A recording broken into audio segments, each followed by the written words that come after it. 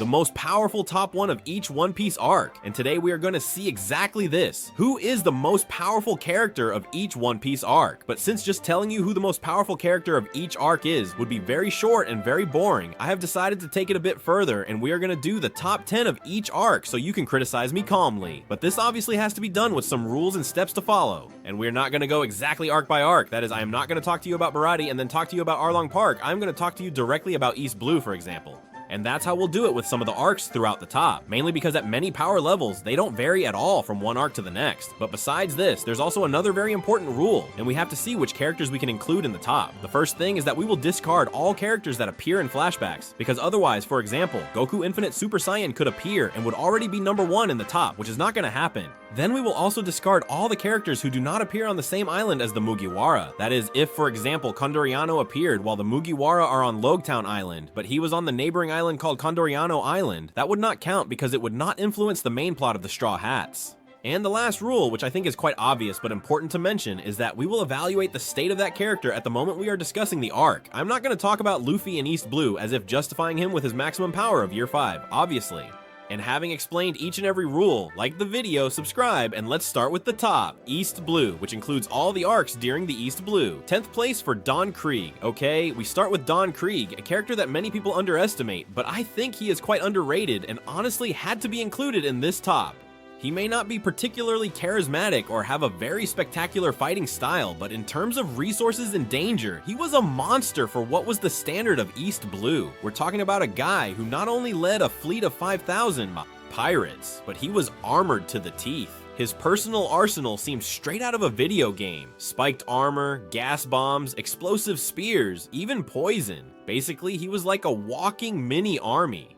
His fight against Luffy at the Baratie showed that he knew how to fight strategically. He wasn't a brute force enemy like Arlong, but one who used the environment and his equipment to unbalance the opponent. It's true that Luffy eventually defeated him, but not without effort. And let's not forget that if it hadn't been for Gin, things could have ended quite differently. Also, unlike many enemies from the East Blue who simply rushed to attack, it's true that Krieg tried to wear down, surprise, and weaken the enemy before going after them. And that somewhat calculating combat style is not seen much in this part of the story, especially because it's the beginning, so for this reason I've placed him at number 10. Now let's move on to number 9, and here people might raise an eyebrow, but for me, Hachi deserves to be here. Not for what he did in Arlong Park itself, but for what he represents within Arlong's group and his real power as a swordsman. Hachi was literally a karate octopus with 6 swords. 6, who was the second strongest on Fishman Island at that time, according to him. Later we learned that on Fishman Island there would be this octopus that had 8. And it's true that his fight against Zoro was a bit lackluster and more comedic than anything else, but you have to look at the context, and it's that Zoro was physically wrecked coming from a fight against Karubi and still managed to defeat him. But watch out, Hachi is not just anyone. He comes from the Sun Pirates group, that is, from Fisher Tiger's crew, and later it is shown that in the real world, he has a fairly decent level. In fact, it's not for nothing that they pit him against Zoro, who was the second strongest in Luffy's crew at that time, and still is today. And here in the East Blue, he was a bit in a secondary mode, but his fighting style was unique and quite different. And if the Arlong Park arc is not taken more seriously, it's because Oda went for a humorous tone in some fights, like Usopp's. But in a real fight, on equal terms, Hachi could put up quite a fight, especially against enemies who weren't prepared for his style, which was a bit chaotic. So for me, Hachi does deserve his spot in this top, and rightly in the top 9. Let's move on to position number 8, which would be Sanji. And here I include Sanji, but it's important to understand why he's not higher up. And it's because Sanji at this point in the story was a newcomer to the crew, and although he had a pretty solid fighting style, which was all kicks, with technique, agility, and also brains, he hadn't yet had a real battle where we could see him give his all, develop his full potential. His fight against Gin, I think, is the best example. He held on like a champion, even when at a disadvantage, and showed that he has a heart that can't fit in his chest. But Gin ultimately ended up surpassing him, and Sanji at that moment didn't lose because he was weak. He lost because he wasn't fully focused, because emotionally his mind was elsewhere, tied to the Baratie due to his personal debt with Zeph and the whole issue of Sanji's kindness with food. However, when he lets loose and starts acting like the Sanji we know, the brutal potential of this character is clearly visible. In Arlong Park, for example, we saw him face Karubi underwater, which is a scenario where normally a human would be in a very, very, very tough spot. It's a scenario where a human normally wouldn't stand a chance. And there he held on, not just because he was stronger, but because he is very resilient, very clever, and has a will of steel. So even though at this point he isn't what we would define as a monster yet, you could already see he showed promise. That's why I place him in this position, because he hasn't reached his best form yet, but the potential is evident from the start. So Sanji will be seen higher up later, but here there are several characters still ahead. Number 7, Kuro. There are many people who have forgotten about Kuro, and honestly, I think it's crazy because this gentleman had a fighting style that was quite more lethal than most villains in the East Blue. Unlike others who went in brute force, Kuro was very calculating, very cold, and very methodical, and his shakushi technique, which was a kind of uncontrolled super speed, was crazy for that point in the story. To show you how crazy it was, the Soru of CP9 was at the same level as Kuro's. This was said by Oda in an SBS, I'm not making it up, and even though he was also a danger to his allies, the damage he could do if he caught you was a problem. Very beast. What happens with Kuro is that we saw him in an arc where Luffy hadn't yet faced really strong enemies, and that's why people might not give him much credit. But this man was a professional assassin, the mastermind behind an invasion of the entire Syrup village, and he had been planning the whole scheme for years. Also physically, he was not weak at all. If it weren't for Luffy having an indestructible rubber head and an unbreakable will, more than one would have fallen in his place. So, in terms of style, mentality, ability to cause harm, and everything else, for me, Kuro is above characters like Krieg or even Sanji, without a doubt. Let's move on to number 6, and here we have Arlong. Some may be surprised to see this character so soon, but you will understand. And here comes the boss of bosses of the East Blue, Arlong, the first truly terrible enemy that crossed the path of the Straw Hats. This Gyoji was not only strong, he was a beast. He had superhuman strength, a jaw capable of breaking steel, and absolute control of the environment. His base was literally designed to enhance his advantage, and once he entered the water, he was unstoppable. And if you add to that the fact that he was the leader of the troops who feared and respected him, you understand why he had complete control of Nami's island. But Arlong is not higher for two very specific reasons. The first is that there are people who are at a level that is insane, and the other is that he underestimated Luffy. He thought that because he was human, he was inferior, and that was his downfall because Luffy, with pure rage for what he did to Nami, crushed him without hesitation. Even so, it cannot be ignored that Arlong is a tank, and in the East Blue there was no one with that combination of brute strength, technique, and authority. If you were to release him on another island where there wasn't a Luffy with so much determination, he would have wreaked havoc without a problem. So yes, for me, Arlong is a solid 6 in this ranking, a worthy final boss to close the East Blue. Let's move on to number 5, and here we have Zoro. And Zoro enters the top 5 without any doubt. In fact, there are people who would probably rank him even higher. But at this point in the story, we have to be fair.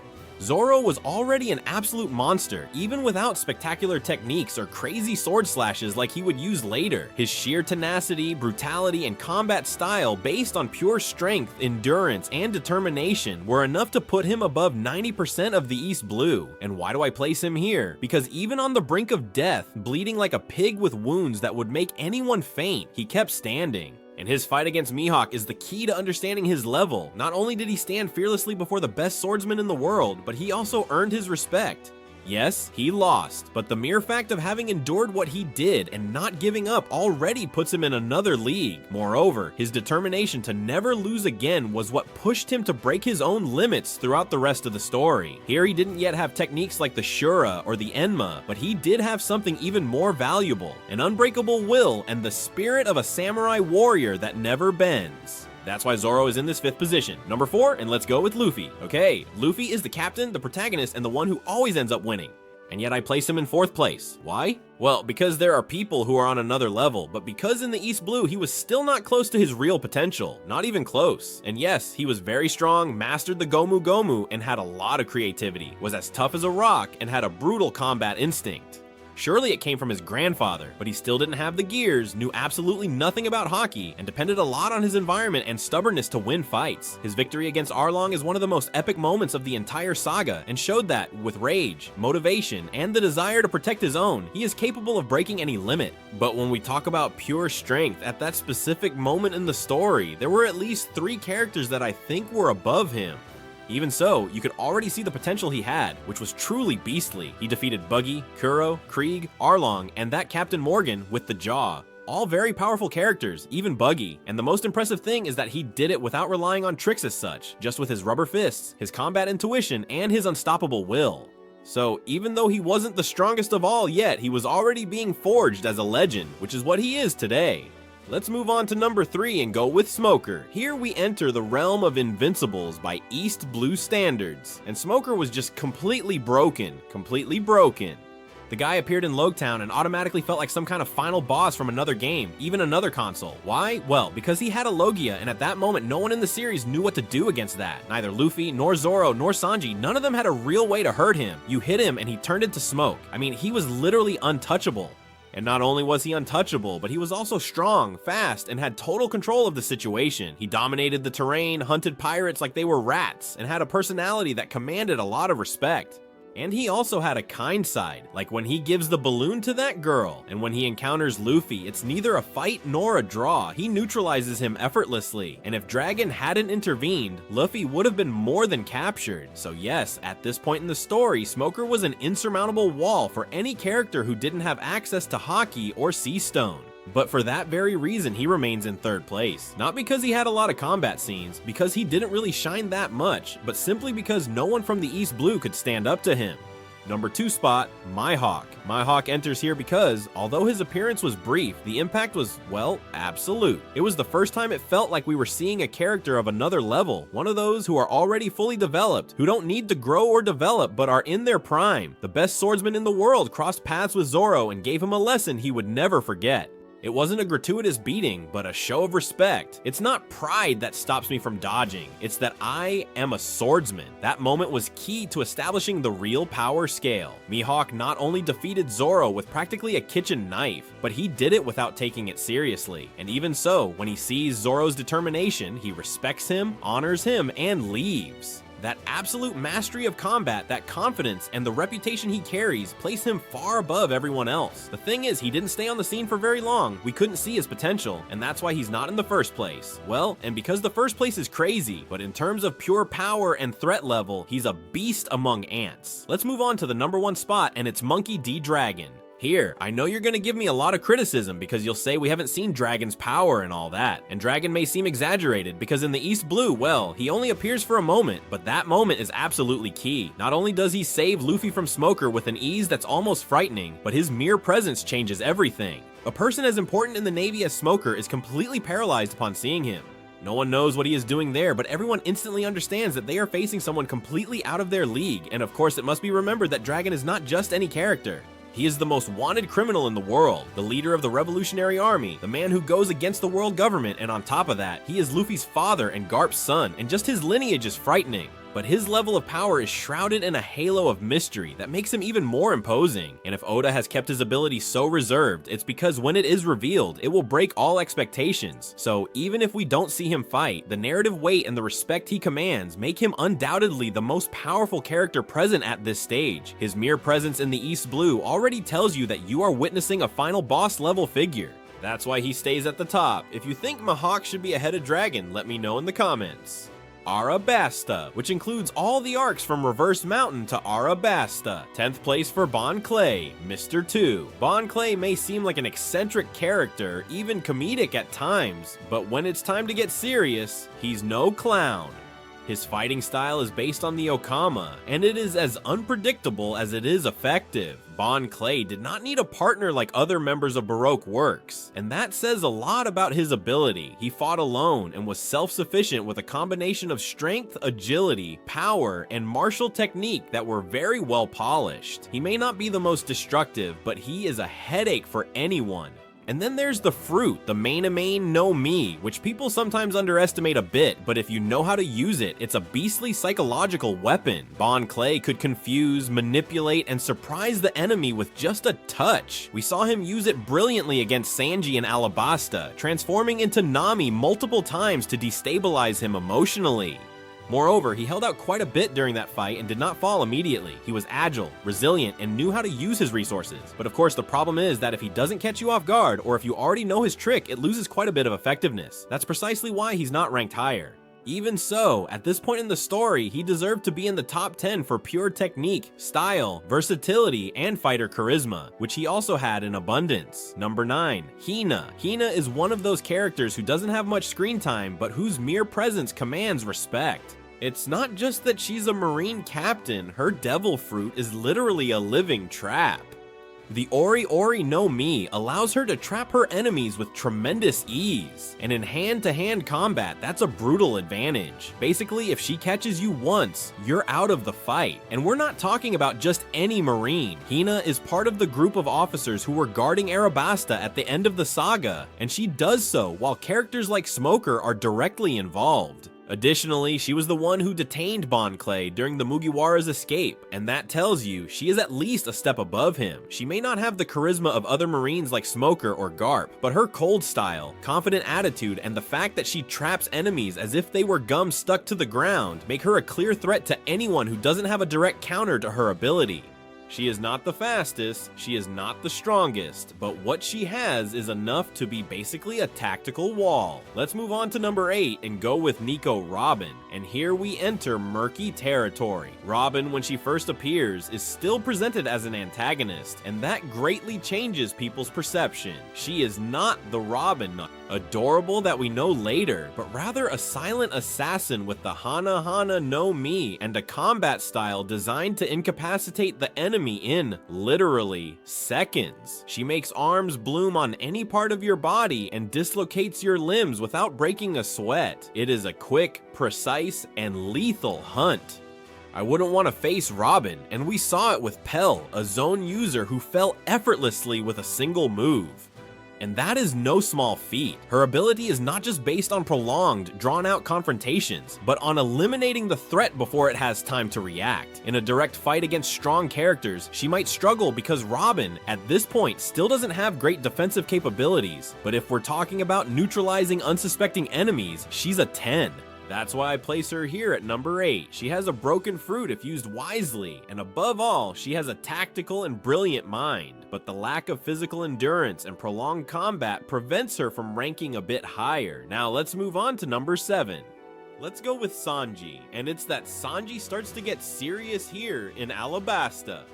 And here we are no longer seeing the cook who just kicks with style, but rather it starts to show that he is part of the monstrous trio, and his fight against Bon Clay is the perfect proof of that. Although it gets complicated at first, due to Bon Clay's fruit trick, which we mentioned, transforming into Nami, once Sanji catches the pattern, he destroys him.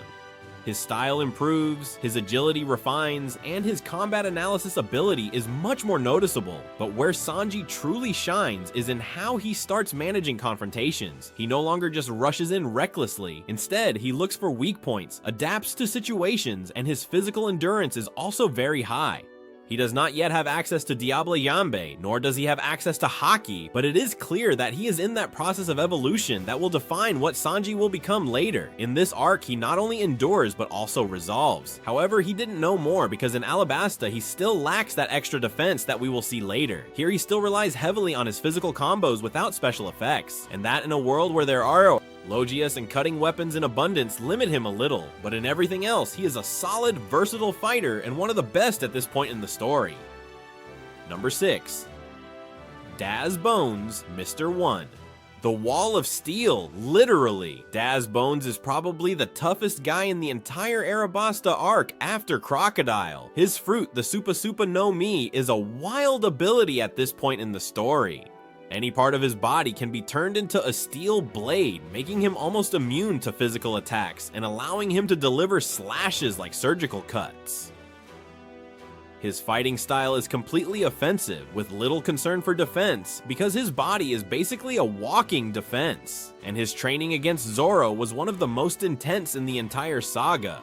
And not because it was just any sword fight, but because it represented a turning point for the swordsman. Daz Bones did not make it easy for him, he pushed him to the limit, and by the time Zoro manages to cut him, we are already talking about a Zoro who has broken his own limits. That says a lot about Mr. 1. His level is far superior to the rest of Baroque works, and does not rely on tricks, but on pure physical and technical superiority. What it might lack is a bit of variety. Its style is very direct, very overwhelming, but it lacks versatility.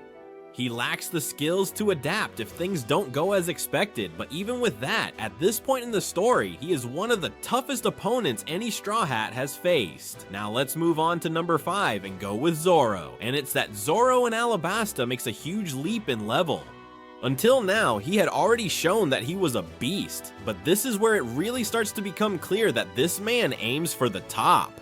His fight against Dad Bones is not only one of the most epic of the arc, but it is also one of the most significant battles in his entire development as a swordsman, because it was not just about winning, but about breaking his own limit. And that is exactly what he did. Facing an enemy who literally turns into steel is a colossal challenge for any swordsman. During the fight, Zoro gradually loses ground, receiving wounds that would be definitive for any other character. But he continues, not just out of pride, but because of a promise. The promise to become the best swordsman in the world. At that moment, when Zoro starts to feel how to cut steel, that's when the serious Zoro is born. It is said that at that moment, Zoro might have awakened something similar to Observation Haki in that fight. It is not confirmed, but he certainly perceives the environment in a very different way from that point, and we see how he is able to know what he can cut and what he cannot, choose what to cut and what not to, feel the breath of things. And even, as I say, he is capable of cutting steel, which could be an indication of armament haki. Additionally, the feat of defeating Mr. One is not something minor, not only because of its difficulty, but because Zoro did not win by luck or external help. It was him alone, with his sword, his mind, and his will. And yes, this note ensures a top 5 in the Arabasta arc, truly. And here Zoro establishes himself as one of the strongest in the crew, without any discussion. Number 4, Luffy. Luffy in Arabasta is no longer just the brave captain who hits hard. Here he is a raw strategist. And yes, he still lacks maturity, quite a bit, because he still acts recklessly many times, but it's true that in this arc, he faces an extremely tough enemy for the first time, and he doesn't give up. His confrontation with Crocodile marks a turning point, because for the first time, he loses, and he doesn't lose just once, he loses twice. But what makes Luffy a true protagonist is that he always comes back. Luffy's brilliance in Arabasta lies in how he adapts. He learns that Crocodile cannot be hit with normal attacks. He discovers his weakness, water, and then even uses his own blood as a resource to be able to harm him. That's a true warrior mentality. No matter how much they surpass you in raw power, if you have the mind and the guts to keep going, you can beat anyone, and Luffy does it. Also, he endures what is unimaginable. Blows, impalements, traps, poisoning, drought, it doesn't matter. He gets up and ends up giving Crocodile such a beating that he leaves him embedded in the ceiling of Oda's tomb. And he does it without haki, without gears, without help, just him and his guts, his rubber, and his iron will. In this arc, Luffy wins as a hero, and that is worth gold. That's why I leave it here, just below the 3 monsters that come next, and what monsters they are. Number 3, Smoker. Smoker is still absolutely broken at this point in the story. I said it in East Blue and in Arabasta, and the thing doesn't change. If anything, it becomes more pronounced. The guy is behind the Straw Hats like a constant shadow, and neither Luffy nor Nami can do anything to stop him. He has a Logia that completely nullifies you if you don't have Haki or Kairoseki, and besides, he is intelligent, fast, and has a sense of duty that doesn't waver at all. What puts him in this top 3 is that despite not having a great fight in Arabasta, his mere presence influences everyone's movements. Even Crocodile knows he has to be careful with him. There is no direct fight between them, but if there had been, I have no doubt that Smoker could have neutralized him. Why do I say this? Because of his weapon with the Kairoseki tip. That's exactly what Luffy needed to defeat his Logia enemies without juggling. Smoker had it from the beginning, and it must be remembered that Ace only manages to stop him in this arc because he is another Logia. If Ace hadn't appeared, Luffy wouldn't have made it out of Arabasta alive. Smoker would have captured or defeated him without any problem. That's why even though he doesn't have his big action moment, his level of threat is so high that he earns this 3rd place with authority. Let's move on to the 2nd place and go with Crocodile. Crocodile is the first truly final boss villain that One Piece has. Not only because of his power, which is already insane, but because of how he handles everything around him. He is the mastermind behind the entire conflict of an entire nation, manipulating kings, armies, organizations like Baroque Works, and all this without anyone suspecting anything until it is already too late. This already puts him in a different category compared to the previous enemies. But in terms of power, my goodness, the guy has a Logia with which he can literally dehydrate you on contact. Literally, he touches you and absorbs your life. He can create sandstorms, bury you under giant dunes, and even generate sand blades to cut through colossal structures, and all that without breaking a sweat. On top of that, he is cold, calculating, and sadistic. He enjoys the suffering of his enemies, and doesn't hesitate to leave Luffy impaled like an insect and throw him in the middle of the sand, and if it weren't for Robin, Luffy's adventure would have ended right there. And yes, it's true that he loses in the end, but that's because he underestimated a Luffy who had already turned into pure fury. And even so, it must be remembered that Crocodile was not fighting at 100%. Some people might think he was somewhat nerfed by the script, and the truth is that it makes sense, because later we see him in Marineford, and what we see of him is an even more beastly version. But even here, with his watered down version in Arabasta, Crocodile deserves to be in second place without any discussion. And moving on to the number 1 spot, Port gets ducked, and we close Arabasta with Ace. Why do I place him even above Crocodile? Because it's evident that at that moment Ace was already on another level. Commander of the 2nd Division of the Whitebeard Pirates, user of the Mera Mera no Mi, and with a clear mastery of the 3 types of Haki, which Oda confirmed later. In short, a true beast at this point in the story. In Arabasta, he didn't have much screen time, but from the little we saw, it was enough. He stands before Smoker, stops him without breaking a sweat, and does it with style. The most important thing is that he doesn't defeat him by brute force, but by equal conditions, fire against smoke. But it's also the feeling that Ace is controlling the pace. He wasn't even rushed. If he had wanted to, he probably could have seriously scared Crocodile too. And yes, he doesn't fight directly with anyone from the top, but his presence says it all. A guy who already came from the New World, who had already defeated enemies like Jinbei in the past, and whom even Shanks respected. This Ace was already an elite fighter, and although he later dies too soon, damn Akainu, in Arabasta, he was undoubtedly the most powerful guy present. So the undisputed number 1 is for the Incarnate Fire Fist, Skypiea, which covers the arcs of Jaya and Skypiea. Number 10, Nico Robin. Robin in Skypiea is a different figure from the one we saw in Arabasta. Here she is already part of the crew, and that is noticeable from the beginning, not only because she has more active participation, but because her attitude completely changes. Now she fights to protect her own, and that gives her an added seriousness she didn't have before. In terms of combat, the fruit is still a tactical madness. The Hana Hana no Mi allows her to disable enemies in a single move if she catches them off guard. We clearly saw it when she faces one of Enel's priests and sends him into the void as if it were nothing. And considering that Enel's priests were the personal bodyguards of the god of Skypiea, her weak point remains the same. She doesn't have much endurance, and if the enemy surpasses her in brute strength or resistance, she can be left vulnerable. Even so, Robin is a stealthy assassin with a very dangerous fruit and extremely high strategic knowledge. In an environment like Skypiea, where the terrain is so vertical and chaotic, her ability to attack from any angle makes her lethal. That's why he earns the 10th place. 9th place, Sanji. Sanji continues to grow little by little, and in Skypiea, he begins to show that he is not just the crew's chef, but also one of the heavyweights. Although he doesn't have the devil jump yet, his versatility and endurance remain his strong suit, and here he demonstrated both. One of the most powerful scenes is when he protects Nami and Usopp from Enel's direct attack. The lightning literally blows him up, and yet Sanji remains standing. That's Sanji. He's not the most destructive yet, but he's the one who never falls, the one who always holds on a little longer.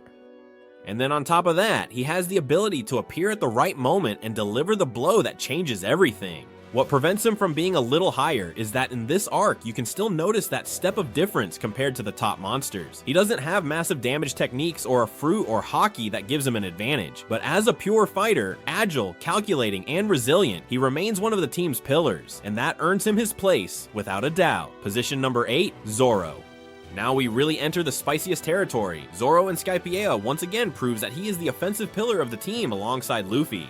Here he faces several enemies, and not only survives, he destroys them. He takes down one of the priests, Abraham, the shooter, and does so by developing new techniques, like his iconic 36-pound cannon. This arc is important because it consolidates his mastery over the 2 new swords he had acquired, the Yubashi and the Sandai Kaitetsu.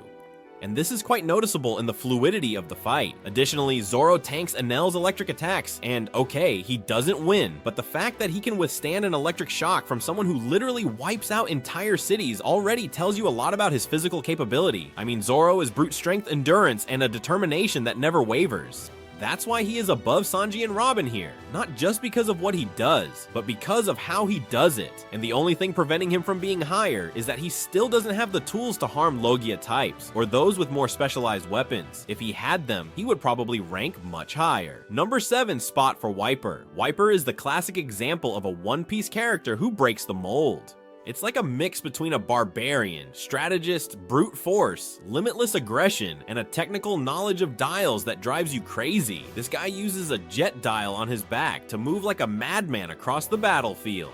He has an impact dial to deliver blows that shatter bones, and even has ranged weapons. It's crazy, but the most incredible thing he does in Skypiea, without a doubt, is stand up to Enel. And not only that, he literally bursts his heart, hitting him with an impact dial directly in the chest that knocks him out.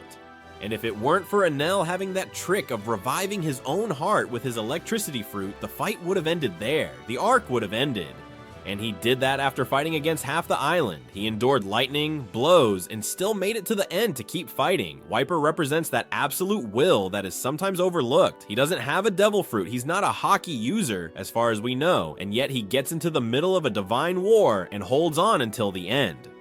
He is not the strongest, but for his endurance, grit, and for technically taking Enel out of combat for a few seconds, he deserves this spot. A true warrior. Number 6, Luffy. Luffy here once again shows why he is the captain. His fight against Enel is one of the strangest in the entire series, because it literally is not about strength or techniques, it's about genetic and since he is made of rubber, he is immune to lightning, which completely disrupts Enel's fighting style. But that doesn't mean the fight was easy. Here we see Luffy relying on pure endurance and creativity. He has to chase Enel all over the island with a giant gold ball stuck to his arm, and yet he manages to catch up to him, dodge attacks, and finish him off with a combination of brutality and stubbornness. And yes, here he still doesn't have the gears or the hockey or anything like that, but you can tell he's starting to think more about how to adapt his attacks to the opponent, and that's key. Now, even though he defeats Enel, that doesn't mean he's stronger than him. He simply had the elemental advantage, because if Luffy hadn't been made of rubber, he wouldn't have had a chance. That's why I leave it in this position, because even though he made history by defeating a god, the fight had a condition that if removed would not have had a happy ending. Even so, Luffy deserves it. This arc was one of the most ingenious moments, and one that showed that with brains, one can also be invincible. Position number 5, Jesus Vargas. That is one of those characters who, even if they don't do much in the arc itself, just being there already tells you they are a serious threat. Vargas appears in Jaya as one of the first known members of Blackbeard's crew, and although at that time he did not yet have his devil fruit, his presence was very intimidating. The guy is a tank, has a beastly physique, a strength that breaks structures effortlessly, and a combat style based on wrestling, but not the showy kind, rather the bone-breaking kind. And here comes an important thing, the narrative. If Oda's plan is for each member of the Straw Hats to face their counterpart in Blackbeard's crew, and Vargas is the one to face Sanji, then that automatically means that she, from her introduction, has to be superior to him.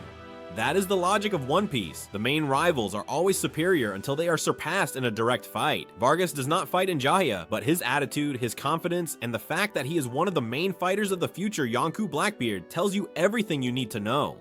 At that time, he was already above most of the Sky characters, including Priest and the Shandians. With just a couple of well-placed hits, he could have knocked out almost anyone we saw in Skypiea. That's why, even if we don't see him in action, he still earns his spot in the top without hesitation. Position number 4, Van Augur. And if Vargas already impresses, Van Augur is another who imposes from the first moment without needing to make much noise. This man is literally an elite sniper with such precise aim that it leaves you cold.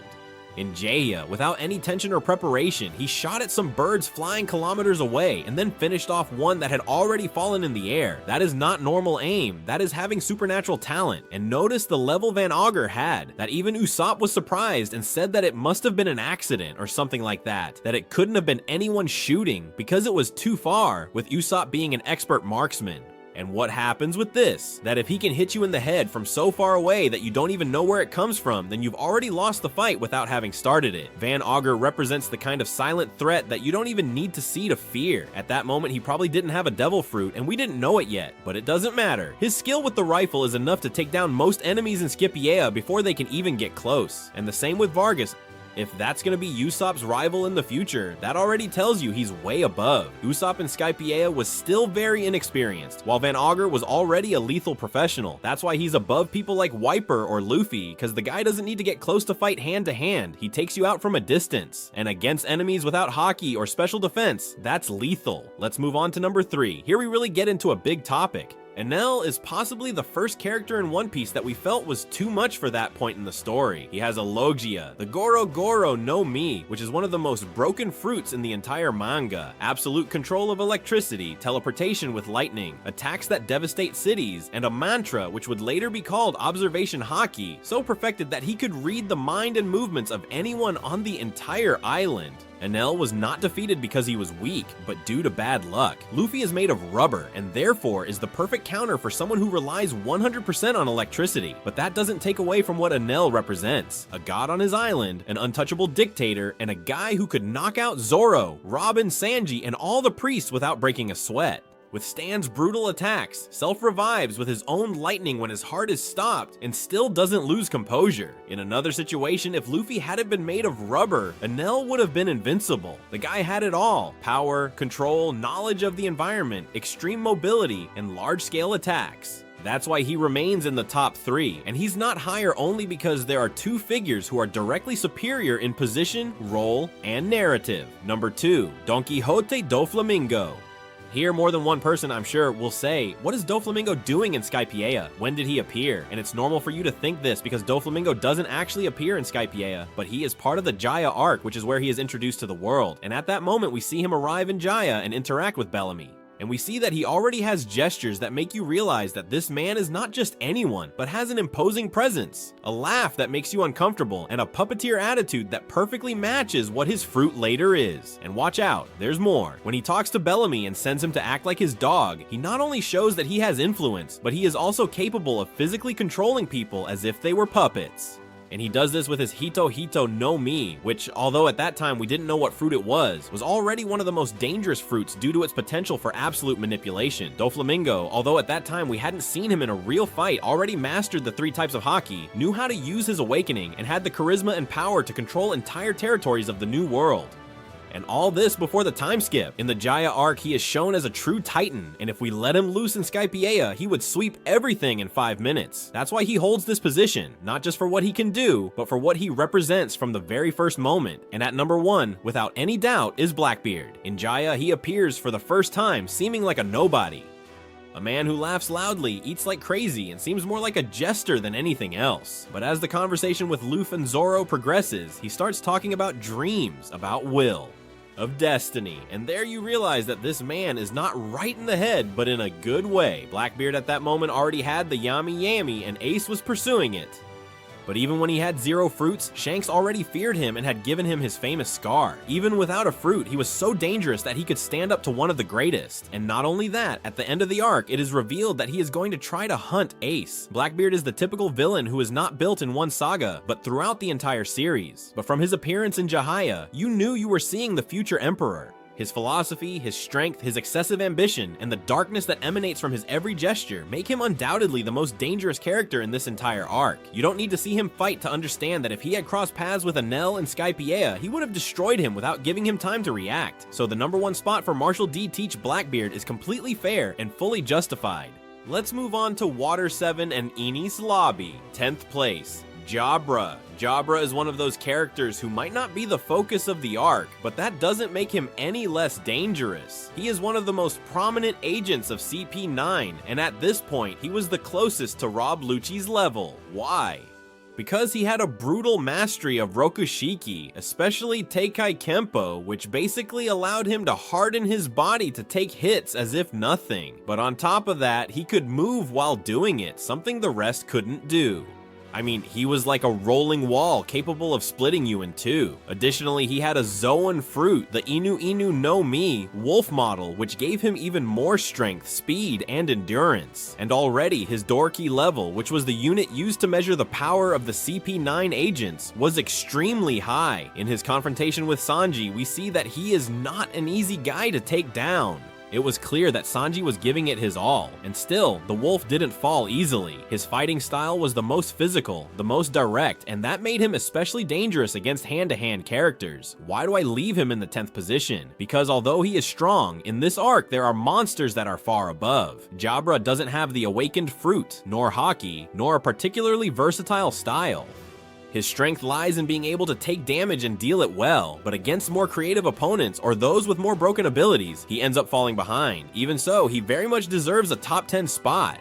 In the CP9, he was one of the most complete. Number 9, Sanji. In Enies lobby, Sanji starts to stop being just the king of smoke and kicks to become a very offensive beast. This is where his Diable Jambe is introduced for the first time, and that completely changes the rules of the game. His flaming leg not only has a spectacular visual effect, but it also adds heat damage to his kicks, which means he not only breaks your bones, but also scorches your soul. The fight against Jabra was the perfect setting to demonstrate it. Sanji was losing ground at first, but when he activates his new technique, the fight completely changes tone. From that moment on, his attacks are not only more powerful, but they also wear down the enemies with each hit. Literally, Jabra's defense starts to break down little by little until Sanji finishes him off decisively. And another thing that is always forgotten is that Sanji, besides being very offensive, is very intelligent in combat. He knows how to read the enemy, adapt, and use the environment. He has always been the silent strategist of the group, and it shows a lot here. The thing is, he still doesn't have haki here and can't endure what Zoro or Luffy can, and that, well, holds him back a bit in the ranking. But as a turning point in his evolution, Enies lobby is key. The Sanji from before couldn't have defeated Jabra, but this one can. That's why even though he's not even in the top 5, I place him at number 9, which is quite a high position, because this is where his true takeoff begins. Number 8, Kaku. Kaku is one of those characters who evolve absurdly in a very short time. He goes from being a super skilled carpenter in Galley La to one of the most powerful members of CP9, and not just because of technique. The guy eats the Ushi Ushi no Mi, giraffe model, and what seemed like a joke turns into a brutal strategic advantage. The hybrid form gives him strength, endurance, versatility, and combined with his use of Rokushiki, he is a real monster. On a technical level, Kaku is above Jabra, that's clear. He has higher Doriki, better sword control, and his combination of long-range attacks with Rangaku and his mastery of 2 swords makes him an extremely uncomfortable opponent. He fights against Zoro and makes things very difficult for him, even considering that Zoro already had experience from very tough battles. The difference with Jabra is that Kaku not only hits hard, but is also precise and resourceful. What holds him back is time. He does not fully master his fruit yet. He has just transformed, and it shows that sometimes he loses his head with the giant giraffe legs. He lacks balance, he lacks total control, but he makes up for it with pure talent. In the long run, he is one of those enemies who could have been very top if they hadn't stopped him cold here. But for that very reason, I rank him above C. Jabra because his potential was already much higher, even without having haki. Number 7, Zoro.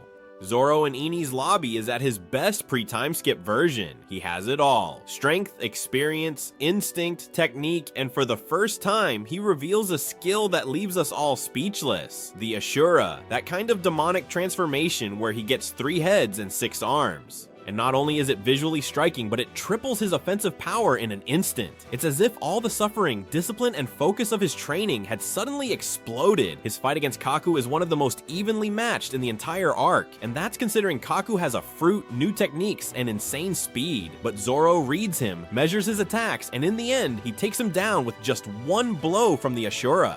That technique, even though we don't know exactly if it's haki, spiritual energy, or whatever, marks a before and after in his evolution as a swordsman. And also, throughout the entire arc, we see him focused, cold, and lethal.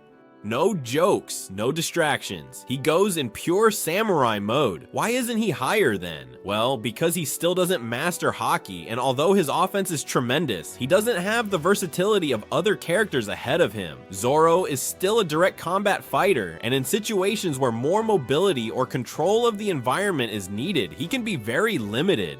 But indeed, in terms of pure damage in this arc, he is a steamroller. Number 6, Luffy. Luffy in Enies lobby is a completely different character from the one we knew. Here he brings out his 2 gears for the first time, and that changes everything. Gear 2 gives him absurd speed, making his attacks almost impossible to dodge, and on top of that, it increases the power with each hit. It's as if suddenly everything we knew about Luffy was multiplied by 10. It's no longer just about endurance and creativity. Now it's speed, pressure, and continuous damage. And then there's Gear Third, which, although it has its drawbacks like shrinking after use, gives him such brutal strength that he can knock down giant doors, destroy structures, and throw huge enemies as if they were balls. In other words, the Luffy of Enies Lobby is already in the elite of the Grand Line, even without Haki. He faces Rob Lucci in one of the best fights of the entire saga and defeats him clearly. With effort, yes, but he manages to win. What holds Luffy back in this ranking is precisely that, the effort. He still has to give it his all to win, and he doesn't yet have full control over his gears, and his techniques wear him out a lot. After the fight, he is left completely knocked out, and although that's very Luffy, it also makes it clear that he is still in a development phase, while other characters are already fully formed. That's why I leave him in 6th place. He's a growing monster, but he's not the strongest in this arc. 5th place, Chopper. Okay, it may seem strange to put Chopper above Luffy, Zoro, Sanji, but there's a strong reason, the monster point. This is one of those moments where Oda tells us, hey, this adorable reindeer can also become a hellish beast. In Enies Lobby, Chopper uses a 3rd Rumble Ball, and what happens next is terrifying. He loses control of his body and transforms into something grotesque. The only thing left of him is a giant mass of muscles. An unleashed fury. He doesn't reason, he doesn't listen, he just destroys everything that moves. And it's no exaggeration. When he's in Monster Point, there's no CP9 enemy that can stop him. He literally wipes out Kumadori like he's toilet paper, throws him against the walls, goes through the building, and keeps hitting him. And the craziest part is that the other Straw Hats see him as a threat, not as an ally. Robin, Zoro, and Sanji go into what's going on? He's gone crazy mode. And that already tells you that this state is completely out of control. And why do I rank it so high if he doesn't master the state? Well, precisely because of that. Because it's so strong that he can't even handle it yet. And that's dangerous for him and for others. Imagine what he would do if he knew how to use it consciously at that moment. At that point in the series, Chopper only transforms into that thing out of desperation. And even so, he is one of the most destructive beings on the battlefield. And this is what gives him that position. Position number 4, Rob Lucci. Lucci is the final boss of Enies Lobby, and rightfully so. We are talking about the most powerful fighter in CP9's entire history, with a Doriki level of 4000, the highest in the group, absolute mastery of Rokushiki, and a feline-type Zoan fruit that gives him speed, agility, claws, and brute strength. In hybrid form, he is like a 2-meter tall panther with a completely beastly combat technique. Not only is it strength, but also technique, experience, and pure evil. The fight against Luffy is one of the toughest in the entire series. Lucci not only withstands all the gears, but he also beats him up for half of the fight. Each of his blows has the weight of a truck, and on top of that, his fighting style is not only offensive, he also has the Shigen, that missile-launching finger that pierces bodies, and the Tekkai to withstand attacks. And let's not forget the Rukogan, his final technique, which is like an internal sonic cannon that breaks you from the inside. When he throws it at Luffy, it leaves him completely wrecked. But why did I leave him in 4th place? Because despite all his power, he loses to Luffy. He struggles, but he loses. And also because, although he is extremely skilled, he is still a product of the system. He doesn't have Haki at that moment and remains a government agent with limits. Even so, he is undoubtedly the most powerful enemy Luffy has faced up to this point and represents the worst of the absolute justice of the world government. He is brutal, elegant, and terrifying. A very top villain. Number 3, Vice Admirals. I give this position as a group for a clear reason. The Vice Admirals at this point in the series are on a completely different level from CP9. Many forget this, but in Enies Lobby, there is an entire fleet of Navy ships waiting outside the Bridge of Justice, all commanded by Vice Admirals, and these guys are no joke. Oda hints that all the Vice Admirals, even the most secondary ones, already master armament Haki. And this is extremely important because at this point in the manga, the protagonists don't even know what this is. If any of those Vice Admirals had seriously entered the fight, things would have been completely different. Neither Luffy, nor Zoro, nor Sanji would have been able to handle even one. They did not have the tools yet, and yes, they do not fight directly, but the fact that they are present, ready to intervene if necessary, already marks the scale of power. They are the wall that separates the world government from the rest of the world, and their existence is what makes even pirates with powerful fruits think twice before attacking a Buster Call. That's why even though they don't have a name or defined face at this moment, their level is above all the members of CP9 without question. Number 2, Aokiji. Here we enter the realm of gods. Aokiji does not directly participate in the Enies lobby arc, but he is the trigger for the conflict because he is the one who puts the Straw Hats on the Navy's blacklist. And we already saw in Water 7 that when he shows up, there is absolutely no one in the crew who can stand up to him. He is an admiral with an ice logia that allows him to freeze entire oceans, move across the frozen sea, and instantly transform anything into ice. And not only that, he has armament and observation haki. And although at this point we haven't seen him use it openly, it means he is in a completely different league, and if he had wanted to, he could have wiped out the entire crew effortlessly. But he doesn't do it because Aokiji is more complex. He has morals, he has doubts, and that makes him interesting. But why isn't he in the #1 spot? Because in this arc, he didn't act directly as a combatant, even though he could have. His presence is like that of a god watching from Olympus. He knows that with a gesture, he can change the protagonist's fate, and yet he lets them live. In terms of power, he is the most dangerous character of the arc if we talk about what he can exert, but he doesn't exert it, and that leaves him with much respect in the #2 spot. And the #1 of Water 7 in Enies lobby is, without possible discussion, the most feared grandfather of the Navy, Garp the Fist. The man who, without any devil fruit, without any magical ability, through sheer punches, faced Gold D. Roger time and again. And when Water 7 is introduced, they present him as just another guy, until you realize who he really is. Garp is a vice admiral by choice, because he didn't want to accept the rank of admiral. And do you know what that means? Already at that time, he had more than enough power to be on the level of Aokiji, Akainu, and Kizaru, but he preferred to stay in his position to have more freedom. He is literally the most brutal beast of the world government, and that's without any fruit, just haki and pure physical strength. When he enters the room where the Straw Hats are, no one moves, because everyone feels the aura of that crazy old man. And then you see him throwing giant cannons with his bare hands as if they were baseballs. It's a visual joke, yes, but it has depth. Garp is capable of breaking mountains with a single punch, and if he had wanted to, he could have ended the story right there. And the craziest thing is, he's Luffy's grandfather. I mean, the protagonist's blood comes from this guy, and it shows. Garp is not just strength, he is living history. The only Marine who has been able to keep up with the monsters of the era of Roger and Whitebeard. And although he doesn't fight here, his appearance marks a key point. The adult world has arrived, and children cannot play without paying the price. That is why he is, without a doubt, the most powerful in this arc. Now let's move on to the thriller arc. 10th place, Brook. Brook takes the 10th place because, although he is not yet close to his best version, he is already a swordsman with unique skills, deserving of respect. When we meet him, it is clear that he is an experienced fighter with speed, good sword technique, and something that is key in this saga, immunity to fear. He is literally dead, so most of the terrors of Thriller Bark do not affect him. This makes him special in an environment like this. Besides, his combat style has an elegant touch, but is very lethal. His attack of touching the soul with his sword as a prelude to what we will see later with the use of the fruit. But even now, with limited resources, he faces Ryuma, a zombie with Zoro's shadow, and survives to tell the tale. And that already tells you he is not just anyone. What happens is that he still has many limitations. Brook still does not master his Yomi Yomi, he does not have spectacular attacks, and physically he is quite weak compared to the others, but his speed, experience, and endurance place him in this top. If he had had a little more development in this arc, he could be a bit higher, but his introduction was more to pave the way than to shine. Even so, he makes it into the top as one of the strongest characters of the arc. Number 9, Absalom. This guy is a character who seems more like a joke than a threat, but if you look closely, he has a pretty broken skill combo. Absalom is part of the monster trio of Thriller Bark along with Perona and Hawk, but he is the one most focused on direct combat, and what makes him dangerous is his ability to become invisible. Thanks to the surgical implants Hawkbug put in him using parts of animals and humans. What makes him more dangerous is his ability to become invisible thanks to the fruit he ate. To that, add his enhanced physical strength, which allows him to lift tons without breaking a sweat. And you have a guy who can move unseen and throw punches like a tank.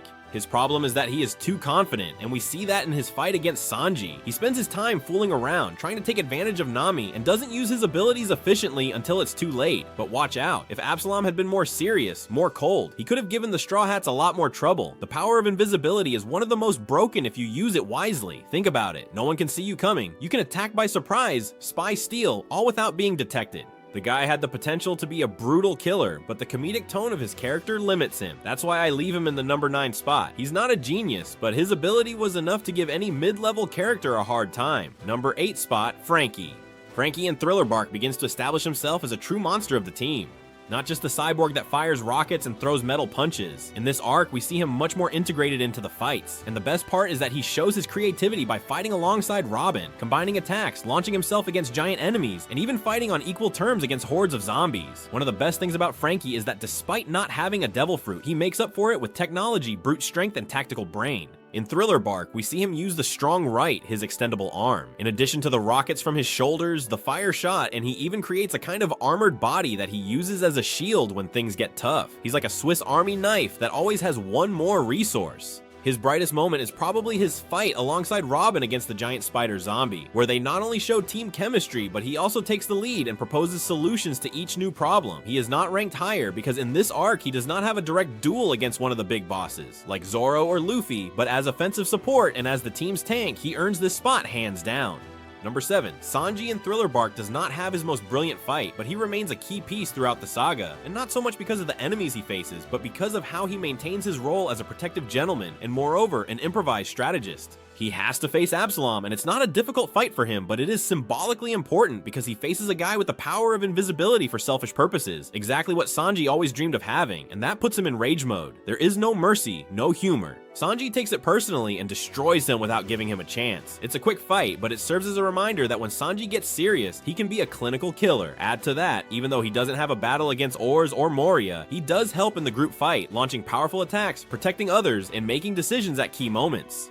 The problem with Sanji in this arc is that he is not given space to shine individually. He comes from Enies' lobby where he already had a brutal fight against Jabra, and here he is even more in the background. But he remains a top member due to his consistency, offensive capability, and how he proves to be one of the crew's pillars, even when he doesn't take the spotlight.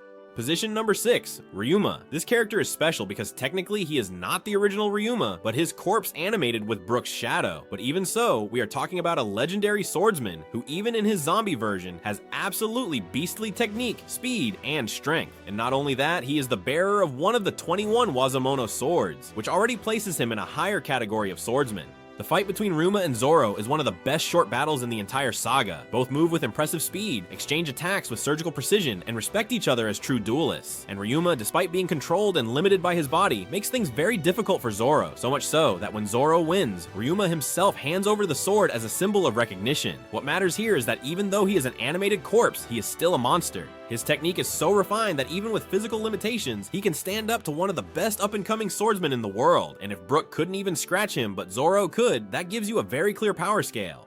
Ryuma is the typical enemy who shouldn't be alive but can still kill you. Number 5, Zoro. Zoro in Thriller Bark has one of the most legendary moments in the entire series, and for that, he deserves this spot with honors, not just for his brute strength or his ability as a swordsman, but for what he represents on an emotional and narrative level. But let's take it step by step, because first we need to talk about his fight. In this saga, Zoro faces Ryuma, a legendary swordsman whose technique, even in zombie form, remains elite level. The fight was short, but extremely intense. Ryuma had Brook's shadow, but even so, his body was that of a legendary samurai, and he moved with insane precision and speed. Zoro defeats him using his pure instinct and unbreakable will, thus earning the sword Shusui, one of the 21 Owazamono. Just for that, Zoro already took a giant step towards the level he needs to fulfill his dream, but the most intense part comes later, when Luffy falls after the fight with Oars and Moria, and Bartholomew Kuma appears, and everyone panics. No one can stand against this guy. And when Kuma makes his proposal to take Luffy, Zoro steps forward and offers to die in his place. There is no physical fight as such, but the fact that he can endure all of Luffy's pain condensed in his own body without dying or giving up is incredible. It's not just strength, it's endurance, loyalty, and determination. Nothing happened. It's not just a phrase anymore, it's a moment that defines who Zoro is and why he is where he is. That's why I placed it in the top 5, because he went the furthest in terms of dedication and also won a legendary sword. Even though he didn't directly face the heaviest hitters of the arc, he endured the damage from one of them and survived. Just for that, he is above almost everyone. Number 4, Gecko Moria. Mori is the boss of Thriller Bark, one of the former Shichibukai, and although his attitude may seem clumsy or even pathetic at times, his power is among the most dangerous we have seen up to this point in the series. His fruit, the Kage no Mi, allows him to manipulate shadows, steal them, implant them in corpses or other people, and even create a complete army of immortal zombies. The thing with Mori is that he almost never fights directly, and that works against him, but in terms of real threat, the guy was unstoppable. He used Luffy's shadow to create Oars, a legendary giant with completely excessive strength. Then he implanted multiple shadows in his own body, achieving a temporary boost in speed, strength, and endurance that made him almost impossible to touch. And you have to understand the context. Mori was already a rival of Kaido in his day. He lost, yes, but he fought against him, and that automatically places him in a league far above almost all the enemies from previous sagas. The problem with Mori is that he became lazy, stopped trying, and preferred to hide behind his zombies and tricks. But his fruit has such great potential that if used well, it can turn any monster to his service. So yes, Mori may not be the fastest or toughest in direct combat, but as a global threat, he is one of the most troublesome of the arc. His power level depends a lot on his preparation, but in Thriller Bark, his setup is so well constructed that it puts the entire crew in check, and that's without even fighting at first. That's why, top 4, number 3. And here we arrive at the brute of the arc, Ors, the reincarnation of physical terror. This giant is not just anything, it is literally a corpse of an extinct species that was dominated by Mariah using Luffy's shadow, resulting in a killing machine with Luffy's unpredictable mentality and the devastating strength of a prehistoric demon. Ors is a spectacle no matter how you look at it. His size makes him practically invulnerable to normal attacks, and his strength is such that with just one blow, he can destroy entire buildings. Additionally, it has movements similar to Luffy's, like its giant version of the Shush Sway and absurd agility for its size. You see it running, jumping, breaking the ground, throwing punches like meteors, and it's a miracle the crew survived. In this arc, no member of the Straw Hats can defeat it separately. They need to face him all together with combined attacks, crazy strategies, and absolute coordination. And even so, it's difficult. Ors is one of those enemies that doesn't have frills or elegant techniques, but his brute strength is so colossal that it more than makes up for it. It's as if he were a mix of Luffy with a Japanese kaiju. What holds him back is that he is a weapon controlled by someone else, and that detracts from his merit as an autonomous fighter. Additionally, his brain is somewhat clumsy because his body and shadow don't fully synchronize. But on a destructive level, he is pure, probably the most physical enemy they face before the time skip. That's why he goes straight into the top 3. Number 2, Nightmare Luffy. Nightmare Luffy is a brutal power trip. Here, Luffy directly absorbs 100 shadows, all with different abilities from warriors who have been training in the darkness inside the bodies of the zombies. The result is a Luffy who increases in size, muscle, speed, endurance, and above all, strength in a completely brutal way. Luffy with mystical steroids faces Ors and crushes him. Literally, it is not a balanced fight. Nightmare Luffy gives a beating with techniques like giant sword slashes, ultra-fast movements, and punches that shake the entire island. During that short period of time, he is the most powerful being in Thriller Bark before the one we will see in the first place. There is no one else capable of neutralizing Ors so decisively and in just a few moves. The problem is that it is a temporary state, like a kind of artificial power-up that lasts just a few minutes. But during that time, Luffy has no rival. It's not like his previous gears, it's a form that comes closer to the level of the great monsters of the New World. If that lasted longer, he would take down Maria, Ors, and anyone in his way. That's why I place it in the number 2 spot, because even though it's something temporary, it's the only moment in this arc where the protagonists have absolute superiority over the enemy, and that carries a lot of weight. The power of Nightmare Luffy is so beastly that even without knowing how to use haki, he surpasses enemies that cost others their lives. Number 1, Bartholomew Kuma. And we close with the Silent Titan, Kuma, the character who arrives at the last moment and changes the entire power scale of the saga. He literally erases everything we've seen with just a wave of his hand. Kuma is the secret boss who appears after you think you've already won, and there's no better way to describe it. This man is completely off the scale. Kuma is one of the Shichibukai, but not just anyone. He is a cyborg modified by Vegapunk with a super strange devil fruit, the Nikyu Nikyu no Mi, which allows him to repel anything he touches, whether physical or intangible. He can launch that compressed attack that destroys the environment, teleport instantly, and remove pain from the body even if it means transferring it to another. And he does this with the calm of someone having a coffee, never losing his composure. When he arrives at Thriller Bark, the first thing he does is intimidate the entire crew without raising his voice. Then he offers Zoro a deadly deal, and that's where the nothing happened moment occurs. But what many people forget is that if it weren't for Kuma deciding to have mercy, the entire crew would have died there. He was just a gesture away from wiping everyone off the face of the earth, and that without going into full offensive mode. Kuma represents the power of the world government in its purest form. Overwhelming strength, unquestionable authority, and a capacity for destruction that no Straw Hat can match at that moment. It's like a nuclear bomb, but in human form. That's why without question, he is the strongest character in all of Thriller Bark. Let's move on to Marineford, which covers the arcs of Sabaody, Amazon Lily, Impel Down, and Marineford. Number 10, Blackbeard. Okay, I'm going to give the number 10 spot to Blackbeard, and I know it might raise eyebrows because Blackbeard has earned the reputation of being one of the most important and fearsome characters in all of One Piece. But at this exact point in the story, Blackbeard is not yet that emperor feared by all. Here he is the shark that smells blood, the one who moves his pieces calmly, but he is not yet the king of the board. Throughout Marineford, he acts like a true strategist. Wait for everyone to kill each other and enter when the war is already decided, and on top of that, steal the juiciest loot from the battlefield, Whitebeard's Gura Gura no Mi. Until that moment, he only had his Yami Yami no Mi, a special Logia that absorbs everything, but Blackbeard still doesn't handle it perfectly. Also, when he fights against Whitebeard, he is completely humiliated. His entire crew has to gang up on a dying old man who was already half dead. That is to say, he cannot handle a one-on-one fight himself, but what he does do is change the game by becoming the first character in history with 2 devil fruits active at the same time, at least as far as we know at this point that I am recording the video. And that is precisely what puts him in the top 10. It's not so much for what he shows in combat, but for the impact his presence has. From here on, everyone realizes that Blackbeard is serious. What he lacks is control and experience. At this moment, he is not yet the monster he will be in the future, but he is already showing his teeth.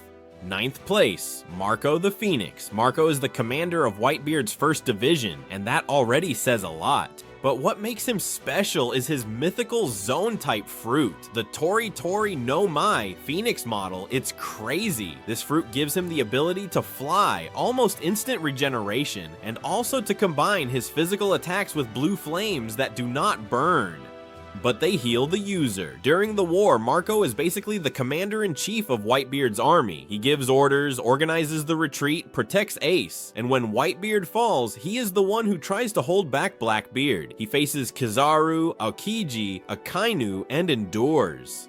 Careful, he doesn't defeat them, but he doesn't fall, and that's already something wild. Also, he is one of the few characters who can damage the admirals thanks to Haki, and even though he doesn't have a flashy combat style, he is one of the most complete. He has aerial mobility, automatic healing, and endurance from another planet. His role is more supportive, but that doesn't make him any less dangerous. What places him in 9th position is that, despite his significant role, he doesn't have a direct one-on-one fight that pushes him to the limit. He's everywhere, but without a defined enemy. That means we can't fully measure him. For what he endures, for what he does, and for his fruit, he definitely deserves to be among the strongest in this arc. Position number 8, Ben Beckman.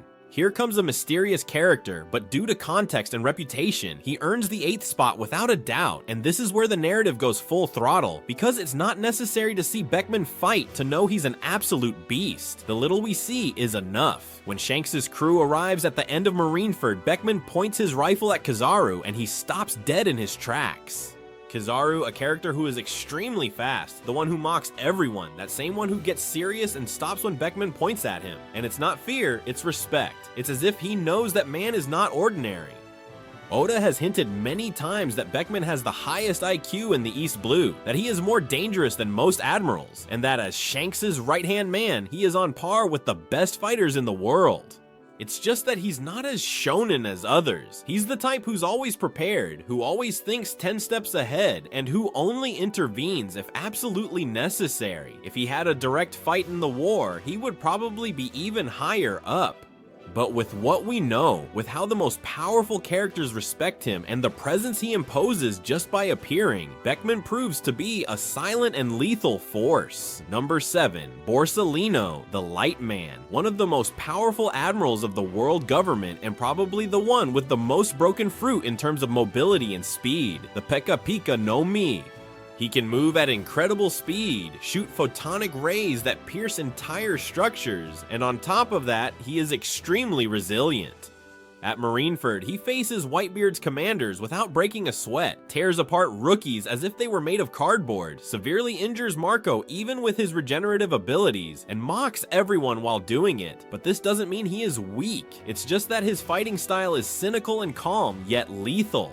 What keeps him in this position and not higher is that Kizaru never goes 100%. He always holds back, always measures what he does, and that leaves the impression that he doesn't want to finish fights quickly, but rather play with his prey. It's a mix of arrogance and strategy, but if he got truly serious, he probably would have caused total destruction.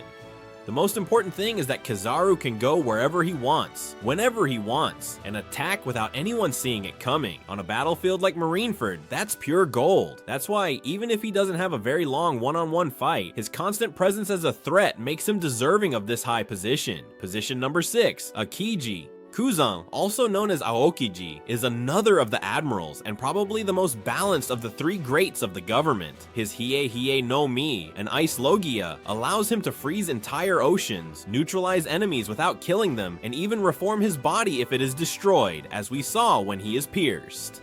Aokiji is not a guy who fights for fun. He has a much more defined moral code than Akainu or Karu, and that makes him even more interesting.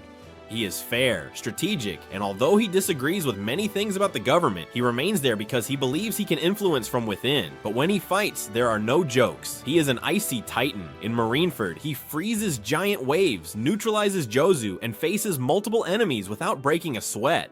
His control over ice is absolute, and he can use it for defense, attack, mobility, and even massive immobilization. What keeps him in the 6th position is that, like the other admirals, he never fully unleashes himself, yet he still dominates the battlefield like a Norse god. Additionally, in this arc, we already know that he perfectly masters Haki, even if he doesn't show it directly. Aokiji represents balance. He doesn't lose his head like Akainu, nor does he take it as a joke like Kizaru. He's a middle ground, but with a fruit that in the hands of someone serious can freeze everyone in seconds. Number 5. Akainu. Okay, we start this final stretch with the most stubborn, tough, and destructive man in all of Marineford, Akainu. This man is pure determination and fire, or magma to be precise. His fruit, the Muma no Mi, gives him the power to turn his body into magma and launch attacks that not only melt everything in their path, but also have a brutal impact force. It is one of the most offensive logias that exist, and Sakazuki uses it with a level of sadism that is frightening. During the war, Akainu is the only admiral who fights as if his life depends on it.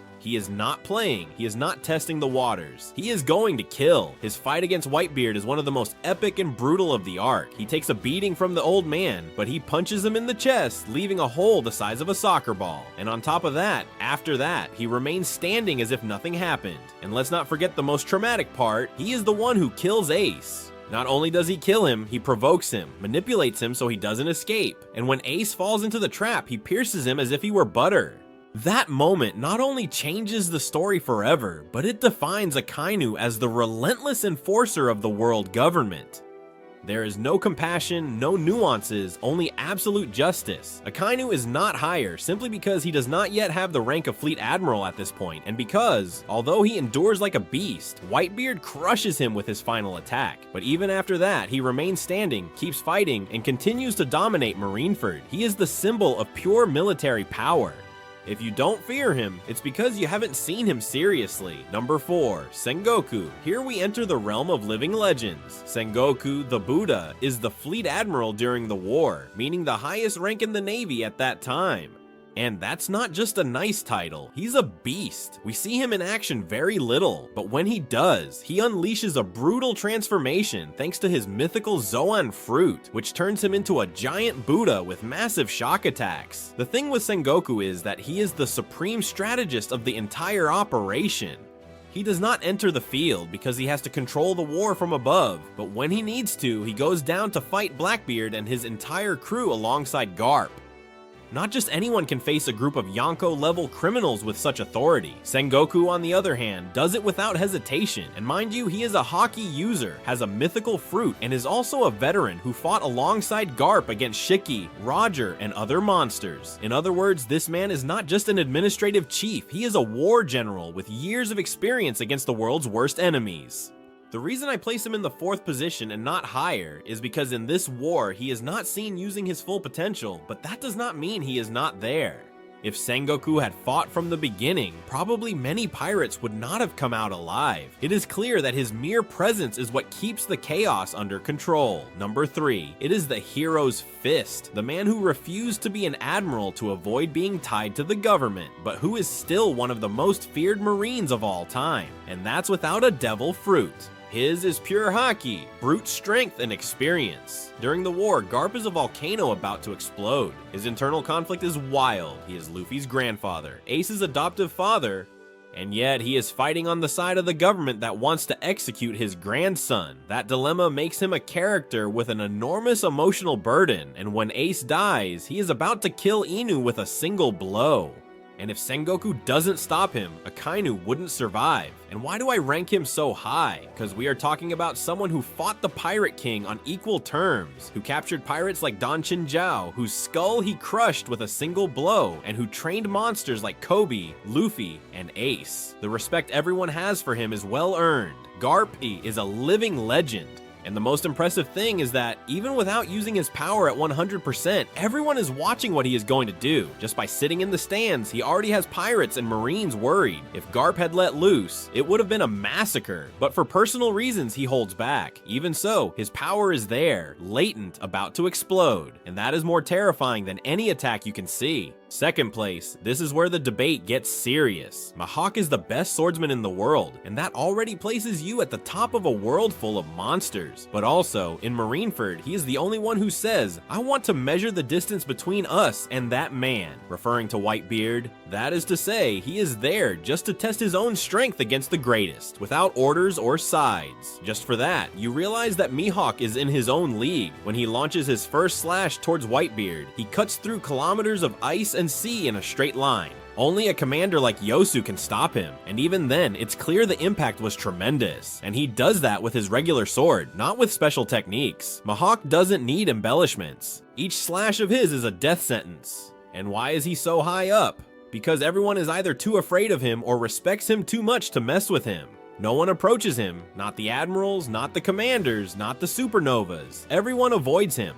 Only Vista dares to stop him for a moment, and even then, Mihawk decides not to continue because he's not interested in killing him, not because he can't. And then there's the symbolism. Mihawk represents the absolute pinnacle of hand-to-hand combat with weapons. Not even Shanks, with whom he has history, has dared to challenge him again after losing an arm. In terms of pure skill, surgical precision, and lethality, he is probably the sharpest in the entire world, and he is not in the #1 position because the person ahead is an even greater monster. #1 position, Shanks. And at the top, of course, is Shanks, the Emperor of Balance, the one who stops a war just by appearing, the one who makes Akainu pause, who Sengoku listens to, and who makes all sides lower their weapons. There is no one else in the history of One Piece who has achieved that without throwing a single punch. And it's no coincidence. Shanks arrives late to the war, yes, but he arrives at the perfect moment to demonstrate his absolute authority. He doesn't need to prove strength. His presence is enough to silence everyone, and that's only possible because everyone knows what's behind that smile. He is one of the Yonko, a pirate with an elite crew, the man who rivaled Mihawk, the only one who spoke face to face with the 5 elders of the Gorosei, and all that without a devil fruit. What is scary about Shanks is the aura he imposes. In the manga and anime, we don't see him fight directly at Marineford, but it's clear that even the admirals fear him. Kizaru looks at him. Akainu, who was in berserker mode, doesn't dare throw another punch. And Sengoku accepts his deal without discussion. Shanks is not just physical strength, he is leadership, advanced haki, narrative authority, and global weight. He is the character that defines the new balance of the world, and that is why in Marineford he is the strongest of all, even without needing to prove it. Or well, he would be the strongest of all if this man hadn't appeared in the war. Position number 0, Edward Newgate Whitebeard. It was obvious that I was going to include this man. I don't know if anyone doubted it. You were already sure in the comments telling me why I hadn't included Whitebeard. And here he is. We are not talking about a normal top here. Whitebeard doesn't enter the ranking because he is above any conventional scale. That's why I give him this position number 0, because his figure, his legacy, and his level of power cannot be confined even within the top 10 of Marineford.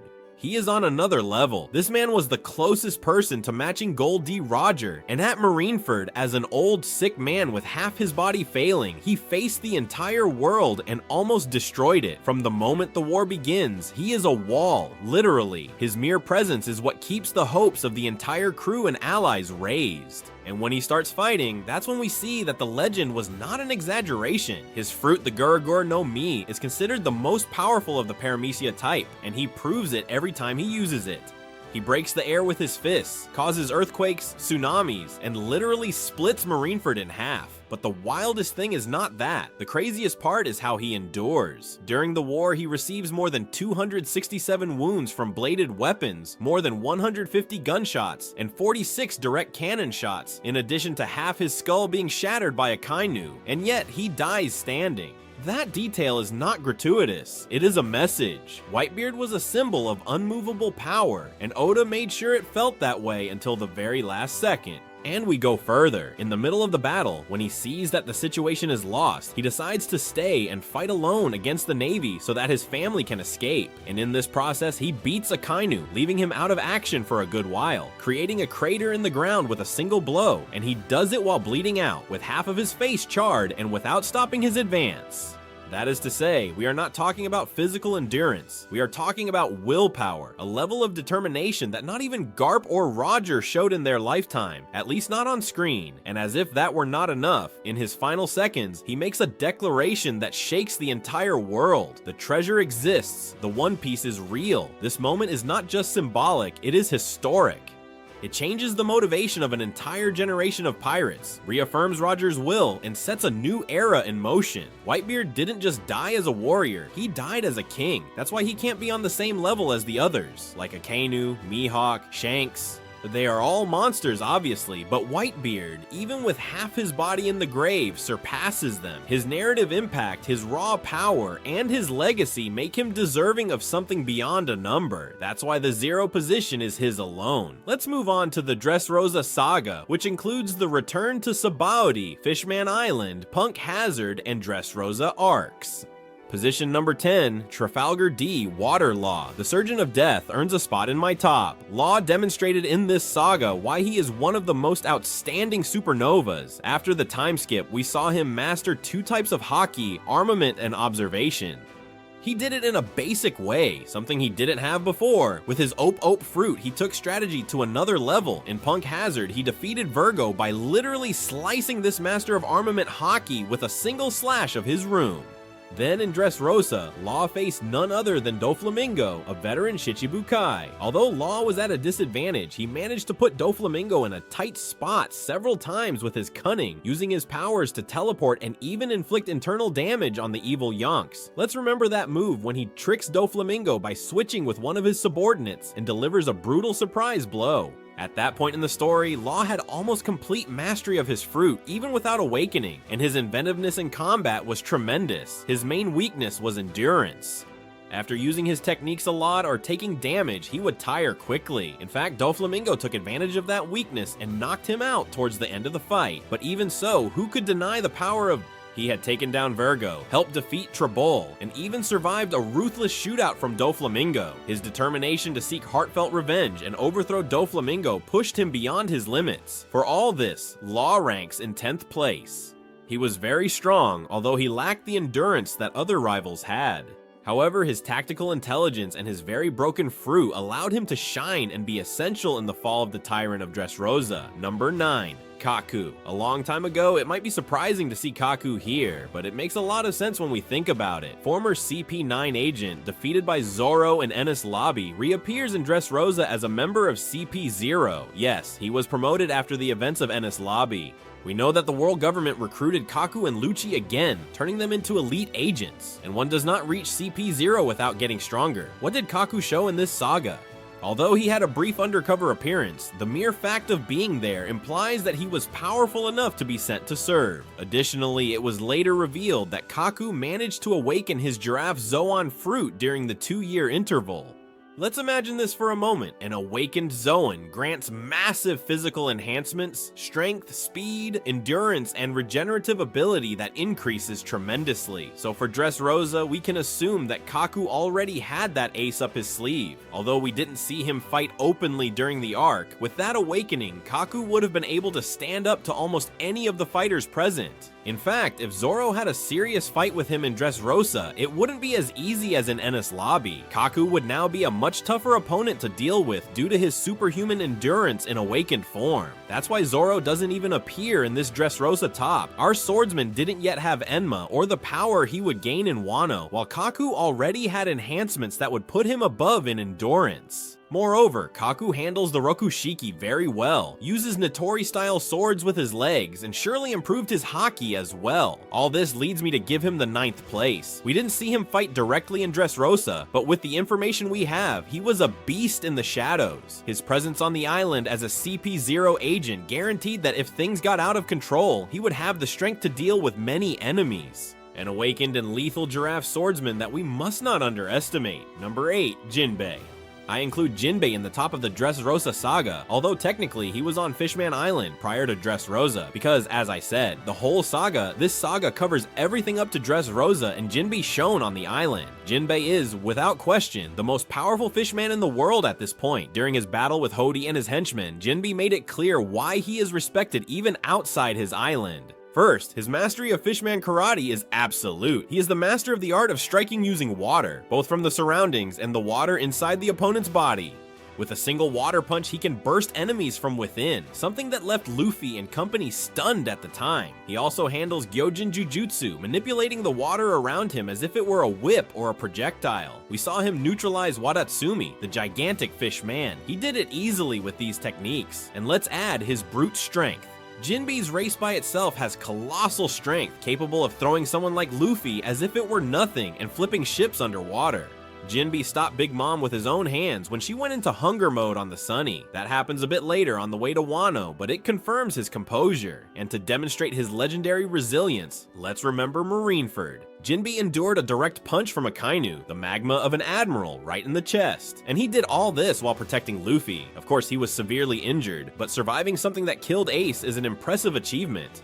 At the level of Haki, Jinbe handles armament and observation without any problem, strengthening them during those 2 years he was sailing on his own. On Fishman Island, he stood up to hordes of enemies, and although he wasn't in Punk Hazard or Dressrosa, if we teleported him to Dressrosa during that period, he would undoubtedly be among the strongest there as well. Jinbe is a former Shichibukai, a complete warrior of the sea. Technique, strength, defense, experience, he has it all. That's why he holds the 8th position. Furthermore, after the Battle of Fishman Island, it is clear that Hody Jones, even doped with steroids and all, was no match for Jinbe, who defeated him once he got serious. In summary, the Knight of the Sea was a force to be reckoned with in this saga, showing that the Straw Hats gained an incredibly powerful ally. I will always be a fan of how Jinbe, with calm and determination, can even stop an enraged Luffy. And if not, remember when Luffy wanted to fight him and Jinbe easily immobilized him. Number 7, Don Quixote Doflamingo. I know it may sound strange to place the main villain of Dressrosa as low as number 7. It pained me to lower him too, but believe me, once you see who comes ahead, you'll understand why this feared Joker is here. Doflamingo in the context of his arc was a walking nightmare, with a Shichibukai with Conqueror's Haki, a ruthless fruit, and an army at his command. In Dressrosa, he showed total mastery of his 3 types of Haki. Although only in basic forms known at that time, his true lethality came from the Ito Ito no Mi fruit. That string ability might seem less destructive than other ancient Logia-Zoan fruits. But what advantage did Doflamingo take from it? And he turned the entire island into his playground. With threads, he could cut buildings as if they were nothing, control people like puppets, even King Riku, causing the original massacre of Dressrosa, and even stitch his own internal wounds. One of his craziest moves was when Law burst his organs with the injection shot, and Doflamingo stitched himself internally with his threads. All this to keep fighting. This requires cold blood and absolute control of his power. Moreover, through Doflamingo, we discovered the existence of the awakening of the devil fruits. He could transform his surroundings into threads. Do you remember when, cornered by Luffy, he turned the entire ground into sharp white strips? That awakening multiplied his reach and made combat more difficult. Doflamingo was basically able to trap all of Dressrosa in his birdcage, which was made of indestructible threads that no one could stop. Speaking of endurance, Doflamingo turned out to be incredibly tough. He withstood Luffy's Gear 4th Bound Man for quite a while, and yes, his glasses were broken and he bled, but he kept getting up like a horror villain. His only real weak point was overall endurance. So much beating and having fought against endurance took a heavy toll. Even so, it took a Luffy in 4th gear at 100% and very angry to finally take him down. Doflamingo is the puppet master who pulled the strings of the underworld, and in Dressrosa almost achieved a mad plan of destruction. If he is in the 7th place, it's only because those who follow have absurd power levels. But don't be mistaken, in this arc, Doflamingo seemed almost invincible to anyone who wasn't Luffy. And even with Luffy, it was quite difficult. He is possibly one of the best fruit users we have ever seen, maximizing a power that was initially humble and turned it very broken. He was so dangerous that Fujitora decided not to confront him directly until seeing what the other pirates would do. Trebol and the others followed him blindly. For charisma, cruelty, and brute strength, the Joker left a mark. A tremendous villain, but in my personal opinion, those who follow still have an advantage over him at that moment. So Doflamingo is in 7th place. 6th place, Monkey D. Luffy. The captain of the Straw Hats is placed here, and I'll explain why. Luffy, throughout the entire post-time skip saga up to Dressrosa, did not show a new power-up since his encounter with Rayleigh. At least not until he decided to fight Doflamingo. That is to say, from Fishman Island up to just before 4th gear in Dressrosa, Luffy was using the same improvements he gained in the 2 years of training: hardened armament haki, which we saw against Hody, sharper observation haki, and the variations of 2nd and 3rd gear with haki, but he did not have progressive increases in that period. His big power leap is seen when he activates 4th gear against Doflamingo. And what a leap! When Luffy inflated his muscles and Bounce Man appeared, the fight took a brutal turn. From struggling against Doflamingo, he went on to dominate him. In that final battle of Dressrosa, Luffy showed almost his entire pre-Wano arsenal: the Red Hawk, the Eagle Bazooka, the Rhino Schneider, the powerful King Kong gun, and of course an advanced use of his haki for that time. In short gear, his armament haki was so intense that it covered his body in dark tribal patterns, increasing his punch and defense at the same time. Additionally, Luffy displayed an unbreakable will, as always, and overcame Doflamingo. He recovered after being without haki for 10 minutes, and encouraged the entire nation to give him energy and finish off the villain. Now then, why is Luffy in 6th place and not higher? Mainly because, despite his great power in Dressrosa, there were still a few characters capable of surpassing him, or at least giving him serious trouble. Luffy defeated Doflamingo, yes, but let's remember that it was not by a wide margin. Doflamingo almost killed him when Luffy ran out of haki and needed the help of the inhabitants cheering him on. Moreover, right after Dressrosa, Luffy had not yet awakened his fruit. That came later in Wano. The higher ranked enemies on this list had some additional aces. However, Luffy was the reason for grouping these arcs. In this saga, he still felt basically as strong from Sabaody to Dressrosa, with the exception of training the 4th gear at the end. Once he showed it, we saw his peak power in that period, which was clearly superior to Doflamingo. The drawback is his time limit. Luffy couldn't maintain that state for long, which was a risk in prolonged battles. In summary, Luffy in the Dressrosa saga was a rising monster, demonstrating why he was on his way to becoming an emperor. He defeated a top Shichibukai and liberated a country, but even so, at this moment there were a couple of individuals on the island and nearby who were above him. Our dear Luffy takes the 6th place, consolidating his position as one of the greats, but still refining himself for what was to come. 5th place, Rob Lucci. Yes, the same Rob Lucci. He was present in Dressrosa, although briefly as an undercover CP0 agent, and even though he didn't engage in on-screen combat, his mere presence meant a lot. He was already a beast in Enies lobby, but after his defeat at the hands of Luffy, he was recruited again by the government and ascended along with Kaku to CP0. To put it in perspective, Lucci at this point had to be stronger than Doflamingo even. Why? Because of the awakened Zoan factor. It turns out that, although the public didn't know it in Dressrosa, Lucci had already awakened his Neko Neko Fruit leopard model. This was confirmed later, but let's place it here. And what does this mean? That Lucci gained a colossal physical boost. More strength, more speed, accelerated regeneration, a tremendous upgrade.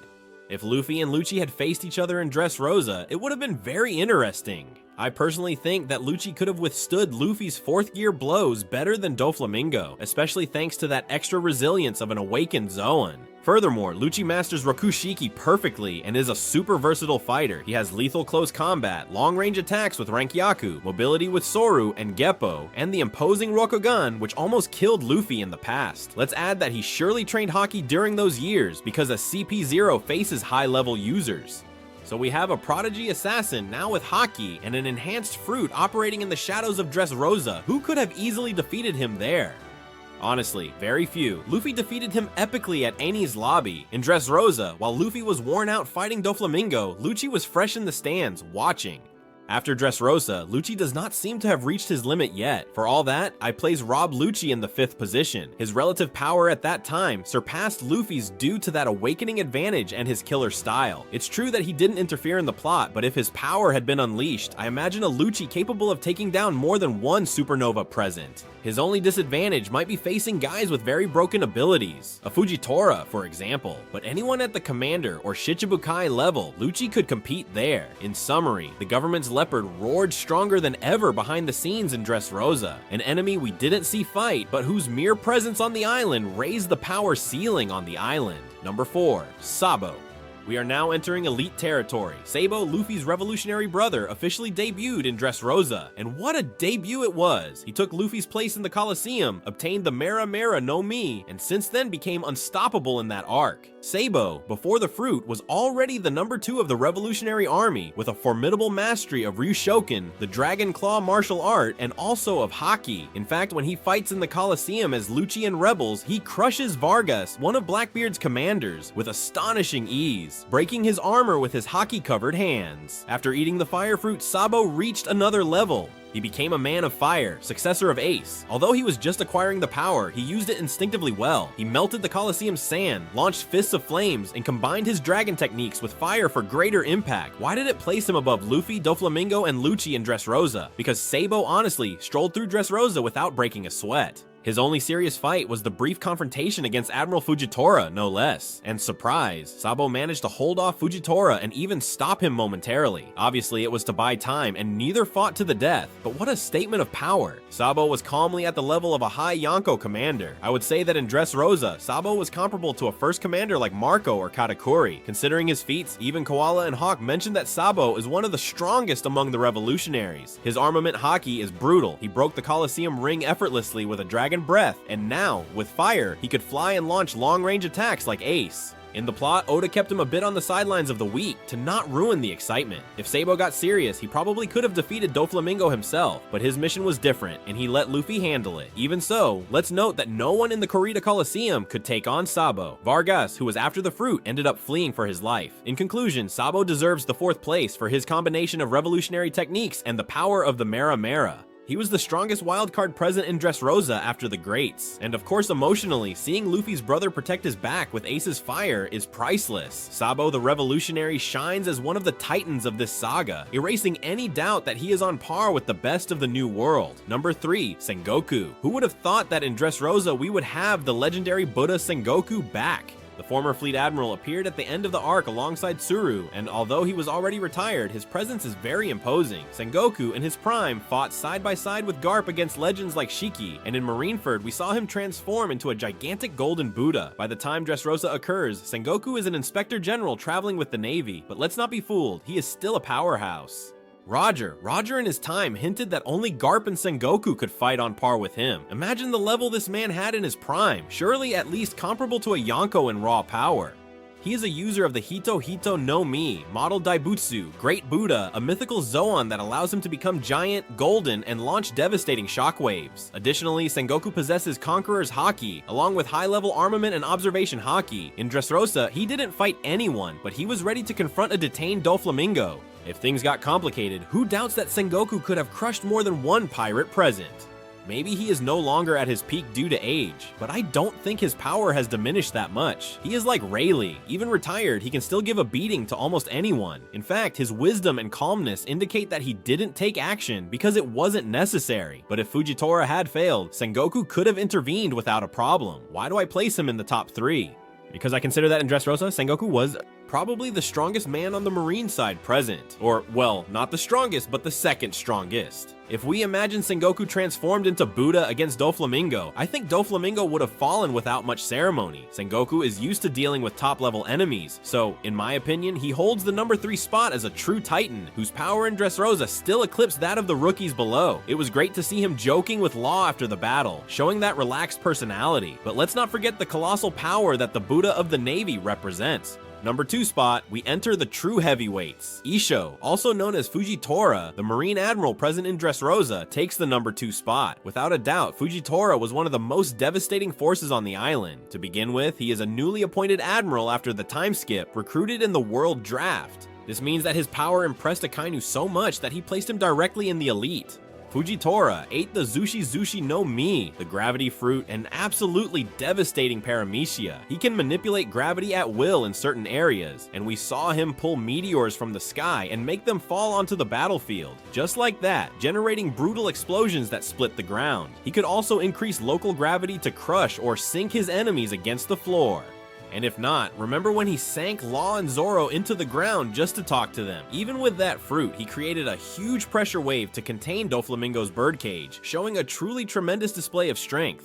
Additionally, Fujitora is a swordsman and carries a sword rumored to be a Saiyo Wazamono, one of the 12 supreme grade swords. If so, we would be talking about someone wielding a weapon on the level of those of Makoki Roger, and we saw glimpses of his great skill. He released air slashes with gravity against Zoro in their first encounter, and then crossed swords with Sabo without disadvantage. His blindness was not an impediment at all, as he has such advanced observation haki that he perceives people by their auras. He saw the goodness or evil of people in Dressrosa.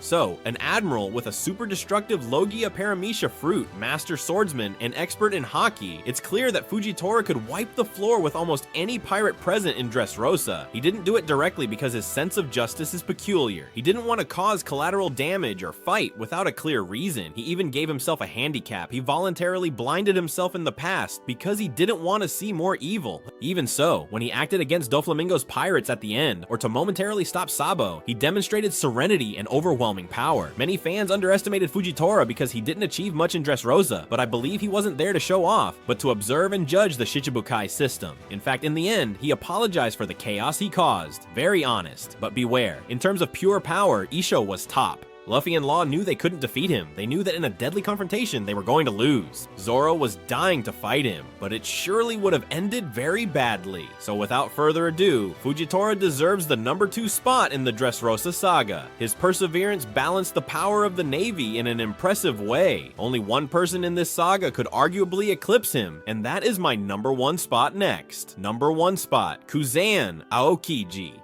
The most powerful character present in this saga is the former Admiral Kuzan, also known as Aokiji. Kuzan appeared briefly in Punk Hazard, which is part of this saga. He did it by saving Smoker from Doflamingo's fury, and that intervention of just a few seconds made something clear to us. Doflamingo, the tyrant of Dressrosa, saw Kuzan and decided not to fight seriously. Daffy broke into a cold sweat in front of Kuzan, and rightly so, as Kuzan is now wandering as a free man and mysteriously collaborating with Blackbeard. He was still one of the most devastating forces in the world. His Haehie no Mi, the Ice Logia fruit, allowed him to freeze an entire ocean in Marineford and fight for 10 consecutive days against Akainu in a titanic battle for the position of Fleet Admiral. 10 days of non-stop fighting where in the end he lost, but left Akainu himself in pieces as well. That speaks of extreme endurance and power. Kuzan trained under the tutelage of Garp in his early days, so he learned from one of the heroes of the Navy. His mastery of Haki is excellent. Although we don't see him use it, his Conqueror's Haki, armament, and observation make his level as an Admiral top tier. Additionally, the guy is intelligent and experienced. In Punk Hazard, he froze Doflamingo for a moment just to calm him down and release Smoker, showing that he could neutralize him if he wanted. Doflamingo chose not to start a fight and withdrew. Very sensible on his part, because honestly, none of those present in the entire saga could defeat Kuzan at that moment. Neither 4th Gear Luffy, nor Sabo, nor probably Fujitora. Kuzan was practically at the level of a minor Yonko, if not equal. He might not have had all the influence, but he had more than enough fighting power. His fruit is devastating in range, as it can freeze tsunamis, in defense too, as it can turn his body into something intangible, and in attack as well, as he can launch spears, spikes, freeze people in seconds. Only a handful of individuals in this series could stand up to him one-on-one. That's why Kuzan takes the number 1 spot in the Dressrosa saga in my ranking. Imagine if he had wanted to get more involved. He alone could have ended the Dressrosa war in minutes, freezing all of Doflamingo's pirates or even Fujitora himself if he got in the way. It is such a powerful entity that its neutrality during these events is almost a narrative relief. Otherwise, it would have overshadowed the prominence of others. Now it roams as an independent pirate, but its justice and strength remain, especially among those who appeared on those islands. Its past feats and the respect it commands speak for themselves. And indeed, the Iceman more than earns the number 1 spot in the entire Dressrosa saga. And now let's move on to the Whole Cake Saga, which covers the arcs of O and Whole Cake. Number 10, Pedro. Opening the top is a very beloved and also very brave character, and it is Pedro, the mink guardian of O. Why is Pedro in the top 10 of Whole Cake? Because he proved to be one of the most powerful minks we had met until then. This anthropomorphic jaguar was a former captain of the Guardians of O, with years of experience and strength. In Whole Cake, Pedro accompanied Luffy infiltrating Big Mom's territory and left his mark literally with an explosion. Pedro fully masters the Salong transformation of the minks. This is extremely important. Few minks can control their Salong form under the moonlight, but Pedro did it at will and even taught others. Carrot, in fact, learned from him. In Sulong, his physical abilities multiplied enormously. More speed, more strength, electric reflexes. A Sulong Pedro could seriously fight Big Mom's officers, but even in his base form, Pedro was very strong. We saw him face and destroy Big Mom's soldiers effortlessly during the raid. He wielded a sword with great mastery, combining it with claws and agile movement. The fighting style of the Minx is very acrobatic. Additionally, he possessed armament and observation haki, just right for a warrior of his caliber. In fact, Pedro sacrificed himself facing Charlotte Prospero, one of the minor but powerful commanders. When Prospero cornered him with his sticky candies, Pedro decided to blow himself up with a bomb to eliminate the enemy and save the Straw Hats. This suicidal act not only speaks of his determination, but also measured his power. The explosion blew off one of Prospero's arms and left him out of action for a while. I place him in the top 10 because, although there are stronger characters to come, Pedro was the strongest mink in whole cake. He even managed to intimidate Tamago and his henchmen. Big Mom had previously taken years of his life, and yet Pedro kept fighting. His history includes having faced Big Mom years before and surviving. Few can say that. And in short, Pedro was a seasoned veteran with exceptional mink abilities and a steely conviction. In whole cake, his role was crucial, and his heroic explosion was one of the most emotional moments. For his Sulong mastery, his experience, and that epic sacrifice, I clearly have him in the 10th place. 9th place, this lady is a curious case. Stussy appears in whole cake as one of the underworld queens, invited to Big Mom's tea party under the guise of being a representative of the Candy Kingdom, or something like that. No one suspected much of her until it is later revealed that Stussy is actually an undercover CP0 agent. And what an agent is capable of flying, using the Geppo from Rokushiki, and moving with absolute stealth. In whole cake, her direct involvement in the fight was brief. She skillfully shot Du Feld, another underworld boss. She did this when he tried to steal the Tomatabako box, eliminating him without anyone noticing. Cold and efficient, but what about her power to deserve the top 9? We have to infer some things. Stussy, being CP0, is possibly at the level of Kaku or Lucci.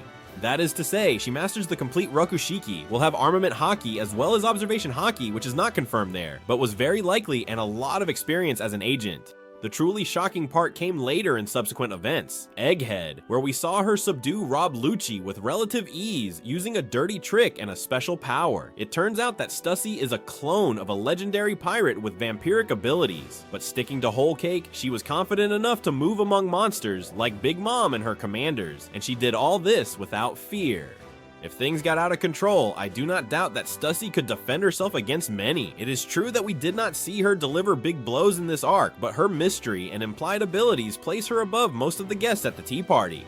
Think about it, at that party there were notorious criminals, but Stussy could probably take them all down if she wanted to, because she was actually an undercover agent, heavily armed and with supernatural martial arts. In fact, in the manga, it is shown that even Katakuri didn't notice her intervention, which implies that Stussy is very stealthy and perhaps also handles observation haki well. On the other hand, her connection with the government gives her access to privileged technology. In whole cake, she barely raised a hand to finish off Du Feld with one blow and then cleverly informed Morgans. I include her in the top 9 because although we knew little about her strength then, we knew she was CP0, and anyone from CP0 at that stage is by default among the strongest in a scenario, unless there are Yonku or Admirals. For me, Stussy was at a level comparable to Big Mom's strong children, like Oven or Daifuku, maybe not at the level of Smoothie and Katakuri, but certainly above the rest. Her limited screen time certainly did not do her justice, but that scene where she knocks out Vellucci later retroactively confirms that having her in whole cake was like having a hidden ace. For this reason, I place her in the number 9 spot.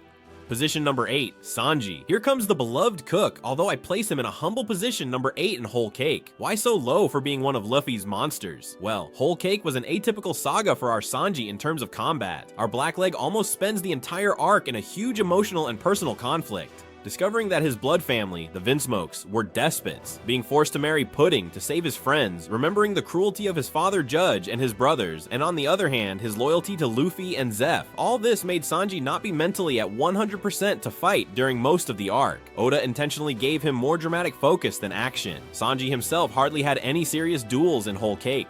His big fight moment was against Luffy, in the emotional confrontation of the chapter where they hit each other, where Sanji pretends to be cruel and kicks Luffy until he is beaten to a pulp while crying inside. Outside of that, Sanji focused on cooking the cake for Big Mom and rescuing his family from the wedding. However, it does not mean that Sanji was weak. In fact, he showed impressive flashes. For example, when Katakuri tried to shoot him by surprise during the wedding, Sanji dodged the bullet effortlessly. That is remarkable. Katakuri sees the future, but Sanji still reacts to a shot that would have killed a normal person. There's also the moment when he saves his sister Reiju from Opera and other homies, quickly defeating them. And let's not forget the cool scene where Sanji intercepts Charlotte Oven. In the middle of the chase to save Chiffon, Oven was about to kill Chiffon. And Sanji, appearing in a fraction of a second, delivers a kick so fast that Oven doesn't even see it coming and rescues Chiffon by flying. He did it so quickly that Oven only had time to think, at sight, when he had already been hit. That's the Sanji we know, incredibly fast and with firepower. Despite those things, it must be admitted that in Whole Cake, Sanji didn't have a big fight to showcase all his power. We didn't see his maximum, which at the time was the Devil Jam, Hell Memories. In Whole Cake, he didn't get to use his Eye Freak Jam that he would use in Wano. So yes, he was strong, but he didn't shine fully because the story didn't require it in combat. Also, he faced an impossible opponent, Big Mom herself. When she attacked the ship, Sanji tried to defend Luffy and company, but Big Mom literally went over him. It's not Sanji's fault, no one from Luffy's crew could stop her, and at the climax, Sanji fulfilled his role not by hitting anyone, but by making a cake that calmed Big Mom. For all this, I place him in the 8th position. Sanji was fundamental in the saga, but in terms of displayed strength, the others surpassed him. It is worth noting that his will in Whole Cake is enormous. He gave up his personal happiness to protect Zeph and the Straw Hats. He endured physical and emotional pain, but in the end, regained his faith thanks to Luffy. And so, even though he didn't kick any final boss, he maintained the composure of a valuable member of the crew. We know that Sanji could defeat many opponents in Whole Cake. He could surely take on Oven or Daifuku one-on-one, but the story took him down a different path. In conclusion, Sanji in Whole Cake is powerful, but he was very restrained. For that reason, the 8th place, the 7th place, and here we have a tie, Charlotte Cracker and Charlotte Perospero. Here I make a tie because honestly, I see Cracker and Perospero almost at the same level during Whole Cake. They are two of Big Mom's strongest children, and although with different roles, both turned out to be great threats. Charlotte Cracker is the sweet commander of the Biscuit, one of Big Mom's 3 main officers. In Whole Cake, he was the 3rd strongest son below Smoothie and Katakuri. Cracker posed a huge challenge for Luffy with his Bisu Bisu no Mi, which allowed him to generate and manipulate biscuits at will, and he certainly took advantage of it. Cracker created an army of extremely tough biscuit soldiers, coated with haki, which made Luffy sweat, and in fact, Luffy couldn't easily break their armor. He needed Nami's help with the rainwater to soften them. Cracker himself was also strong and very skilled with the sword. He carried a gigantic pretzel sword. His strong point without a doubt was defense and endurance. He avoided exposure by hiding inside a giant cookie soldier and let his countless puppets fight. Meanwhile, he attacked from within. This forced Luffy to come up with a way to reach him. In the end, Luffy won by literally eating the cookies so that Cracker couldn't replenish his army, and using the Gear 4th Tankman in a hyper-obese version that bounced Cracker off the island, he managed to defeat him. But watch out, Luffy acknowledged that without Nami, it would have been impossible. Cracker was extremely tough. A clue to his level was the bounty, which was 860 million berries, the highest seen up to that point for a direct enemy. Moreover, his portrait on the wanted poster didn't even show his true face, because almost no one who saw him survived to tell the tale. This indicates how dangerous he was. Charlotte Perospero, on the other hand, is not an official sweet commander, but he is Big Mommy's firstborn and her minister of sweets, of candies. Perospero turned out to be incredibly resilient. He survived Pedro's point-blank kamikaze explosion, although he lost an arm. Anyone else would have died, but he remained alive, battered but alive, which speaks to his endurance and his fruit. The Pero Pero no Mi, the caramel one, is deceptively powerful. He creates a sticky candy with which he can trap enemies. He trapped the Vinsmokes in hardened candy walls from which they almost couldn't escape. He could make weapons, as he made a giant sharp candy cane, and he can even move by creating sticky paths. Perospero's versatility in Whole Cake was extremely high. It was he who put the Alliance in trouble after the wedding. Only the breaking of Mother Caramel's portrait and Big Mom's rage changed the situation. Additionally, Perospero has malice and experience. He did not underestimate the invaders and was always looking for ways to finish them off. Comparing the two, Cracker has formidable offense and defense, but his weakness was the durability when his biscuits get wet. Perospero is not as explosive in attack, but he is very resilient and can trap anyone in his candy if you are careless. In a direct confrontation, perhaps Cracker has the offensive advantage. His biscuit soldiers would crush them one by one, but Perospero could take a gamble with traps. In Whole Cake, both were a step below the top commanders, but they were undoubtedly among the heavyweights of Big Mom's crew. That's why I share the 7th place between the two of them. Both made the protagonists sweat and demonstrated top-level abilities. He forced Luffy to use his craziest form and still almost beat him.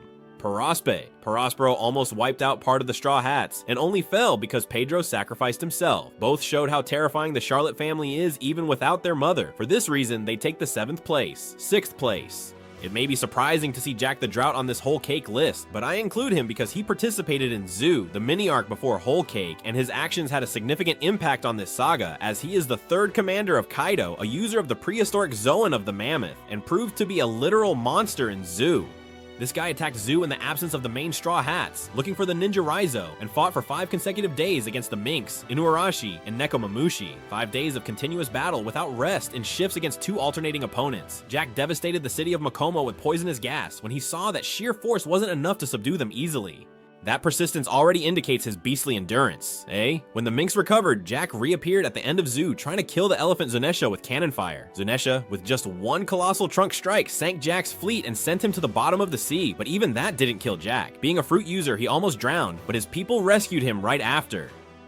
What stands out is that Jack withstood the attack of a giant millennial elephant and lived to tell the tale. In Whole Cake, he did not appear in person, but his presence is felt. He is mentioned in the newspaper, his possible death is rumored, but now comparing him with Big Mom Charlotte's, his mammoth form gives him devastating brute strength as he knocked down the walls of Zoo, ravaged forests, and so on, and his resilience is otherworldly. Luffy and the others learned about what Jack did and were very impressed. Facing him directly at that moment would have been dangerous for them. Fortunately, they didn't have to do it there, as he is a guy who also fought against very high-level marine hitmen. He attacked the ships transporting Doflamingo, which were escorted by Sengoku and Tsuru, and although he couldn't defeat them and lost an arm in the process, he had the audacity to do it. His fame as a drought came from ravaging countries, and his bounty of 1 billion berries supports it. Honestly, during the Whole Cake saga, Jack was the most brutish and resilient we had seen.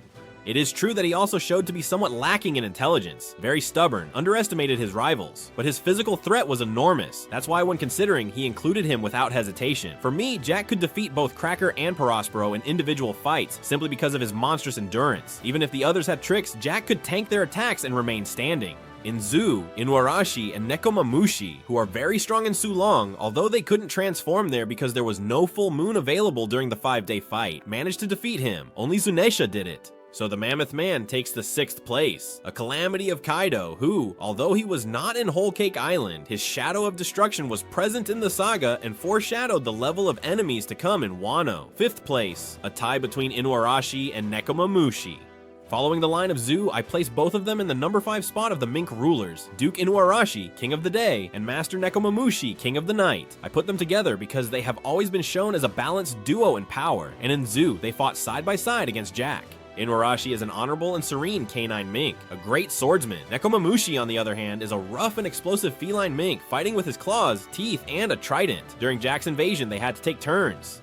Inuarashi fought during the day and Nekomamushi during the night because out of pride they did not fight together, and even so, they managed to keep Jack at bay for days. This already gives them enormous merit. If they had been able to fight simultaneously, they might have defeated Jack, but their enmity prevented it at that time. What makes them deserving of the top 5 in the Whole Cake saga? Well, for me, it's because during that period, each of them is as strong as a sweet commander of Big Mom, and even more with their hidden ace, the Sulong. Although in Zoo, there was no full moon for them to fight against Jack, we know from later events in Wano that both mastered the transformation. In Sulong, both Inuarashi and Nekomamushi become titans. Their strength, speed, and electro shoot up to extremely high levels. In that form, I have no doubt they would have destroyed Jack and Zoo if they had it available. So considering their maximum possible power in this saga, even though they didn't use it in Whole Cake, they potentially had it. They are a step above characters like Jack or Cracker, even without Sulong. In Zoo, they demonstrated techniques and haki. I remember Nekomamushi grabbing Jack's trunk with one hand and slamming him to the ground. That's brute force monster style. Inuarashi, on the other hand, was cutting and repelling Jack's henchmen with lethal elegance. They are veterans who sailed with Odin and fought with Roger and Whitebeard on their journeys. That experience makes them extremely dangerous. After Zoo, the Minks ally with the Straw Hats in Wano, your presence was greatly felt. When they sent Jack again, both Inuarashi and Nekomamushi were ready to face them again in Zoo when he returned. In the end, Jack did not manage to climb Zoo again because Zunesha shook them off first, but the Dukes were prepared to smash his face if he did.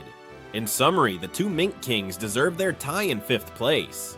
Together, they are practically invincible on their terrain, and separately, each one is an elite warrior. Their Sulong form catapults them even higher, possibly to the level of a first commander for brief moments. So in the Whole Cake Island saga, Inuarashi and Nekomamushi represented a pair of aces that, if they had been in Totland, would have given Big Mom and her children a hard time. For this reason, I leave them in the 5th place. 4th place, Charlotte Smoothie. The beautiful and very tall Smoothie takes the number 4 spot. Smoothie is the second sweet commander of Big Mom during Whole Cake. Only Katakuri is ahead. She is a hybrid between human and long leg, over 4 meters tall, which gives her notable physical strength, especially in her legs. Now, what makes her truly dangerous? Her devil fruit, which is Shibo Shibo no Mi, allowing her to squeeze liquids from people or objects. Smoothie can literally grab someone, twist them like a rag, and squeeze all the juice, the life, out of them, leaving them dry. A pretty terrifying power if she catches you. Additionally, she can absorb those liquids to increase in size and power. In Whole Cake, unfortunately, we didn't see her fight seriously, as Oda held her back, and we saw her slice a giant wave with a single slash of her sword. Smoothie wields a huge sword and demonstrated the ability to launch flying slashes. While pursuing the Zusansani, we saw her grow larger thanks to her fruit, tripling her size. She was already big and became colossal and started launching slashes that split the ocean. This gives you an idea of her strength. In terms of offense, Smoothie is probably very balanced. She has brute strength due to her race, expert sword techniques, and her fruit adds lethal effects. It is presumed that she also handles haki well, although we didn't see it explicitly, but a Yonko commander surely masters armament and observation at least at a good level. So why do I place her here above characters like Jack or the Minx? Because in Whole Cake, Smoothie holds in Big Mom's crew the position equivalent to Queen in Kaido's crew, a second in command with power that, although not fully displayed, is inferred to be extremely high. Even her bounty, 932 million, was only below Katakuri and some top pirates in the world. Smoothie may not have had her stellar fight, and that only shrouds her in mystery, but we know she was not defeated in Whole Cake. On the contrary, she remained intact after the events, ready for the next. I always wanted someone to truly face her, for example, maybe a Sanji versus Smoothie. It would have been interesting, although we know that Sanji doesn't hit women, but Smoothie probably would have surpassed him in that arc. She had the responsibility of leading the pursuit of Luffy's crew at sea and almost caught them if not for fortuitous events. So in summary, Smoothie deserves this 4th place, as she is a Yonko commander with a very rare and powerful fruit with haki, elite sword skills, and physical strength almost like a giant. Only Big Mom and Katakuri were above her in the same crew, and it was difficult to rival her in that environment. Unfortunately, there are no clearer things to mention, more than by hierarchy, due to the little shown here. So it seems quite fair to place her here, and that's why I give her the number 4 spot. Let's move on to the number 3 spot, and we go with Jinbei, because in Whole Cake he played a crucial role and showed even more courage and power than before. If in the Dressrosa saga he was already very strong, in Whole Cake, Jinbei stepped up against a Yonko no less. Let's remember that Jinbei formally decided to leave Big Mom's crew during this arc to join Luffy. At the tea party, Jinbei stands face to face with Big Mom when she tries to steal his soul. Big Mom gave him her terrifying soul focus, that power that extracts years of life from those who fear her. And what did Jinbei do? Well, he simply didn't feel fear. He told Big Mom to her face, "I'm not going to fear a mere Yonko. I'm going to be part of the crew of the future king of the pirates." Boom! That moment is great because Big Mom is shocked to see that she can't take Jinbei's life. This means that Jinbei's will surpassed the terrifying aura of a Yonko. Speaking of physical feats, Jinbei saved Luffy from drowning in Opera's prison book, and then, during the escape, starred in one of my favorite scenes. Big Mom, crazed, chases the Sunny while she is extremely thin from hunger, in a skeleton mode or something like that, and at one point Big Mom boards the Sunny to retrieve the imaginary cake and attacks. And Jinbei takes the helm and uses a Brachio Tenkyu, which is a helm strike with his Fishman karate, and launches a powerful water wagon that pushes Big Mom off the ship. Jinbei blocks a sword strike from Big Mom imbued with haki in her arms. In other words, Jinbei stood up to Big Mom temporarily, something almost no one apart from Luffy has done at this point in the story.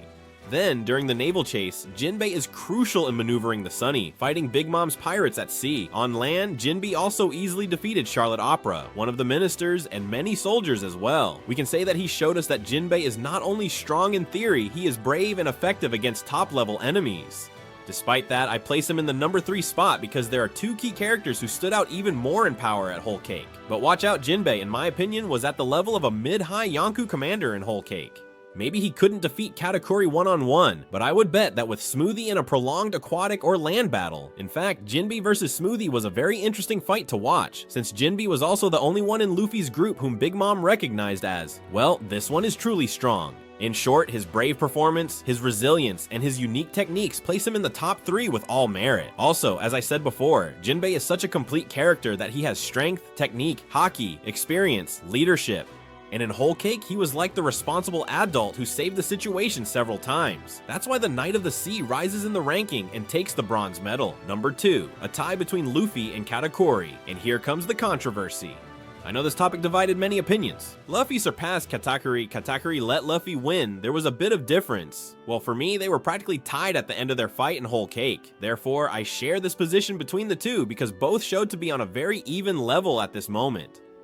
Charlotte Katakuri is the first son of Big Mom, the most powerful of the commanders, with a bounty of 1,057,000,000 berries, the highest seen for an active character at that time. And Luffy, well, our protagonist was already very strong, but Katakuri was like facing an improved Luffy. Katakuri has the Mochi Mochi no Mi, which is a special paramecia, almost Logia, that allowed him to turn his body into sticky mochi, dodging attacks and trapping enemies. But the most formidable thing about Katakuri was his advanced observation haki. He could constantly see a few moments into the future. This made it so Luffy couldn't even touch him. Katakuri predicted every move and countered him effortlessly. Let's add that Katakuri also wields high-level armament haki. His blows had the hardness to break the ground and injure Luffy even in 4th gear. And he possesses Conqueror's Haki. He used it briefly when clashing with Luffy, although not to knock him out. Additionally, he had endurance on par with Luffy, as he landed good hits, and Katakuri would get up, and vice versa. For his part, Luffy, in this fight, grew by leaps and bounds. Luffy realized that to win, he needed to raise his observation Haki to Katakuri's level to anticipate attacks. So he did something very Luffy. He deliberately took a beating to train his observation Haki under pressure. He let himself get hit while trying to glimpse Katakuri's movements. Crazy! Over time, Luffy also began to see the immediate futures, almost matching Mochi Man's ability.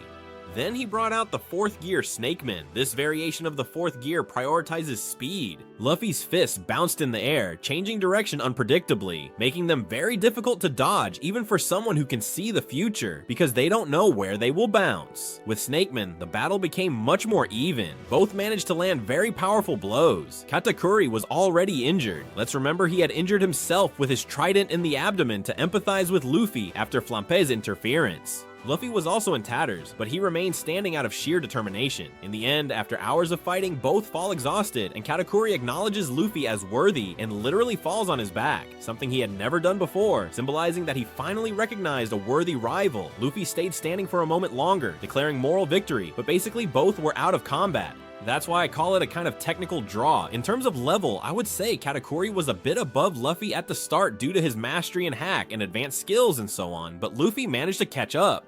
At the moment Luffy wins, it's because he took advantage of Katakuri being more exhausted. Katakuri had been fighting longer and wasn't used to such long battles because he usually finished off his enemies quickly, and both fell, but Luffy got up first. So in Whole Cake, Luffy came out of that fight with a new level of haki and observation similar to Katakuri's, and Katakuri gained great respect for Luffy for the purposes of this ranking.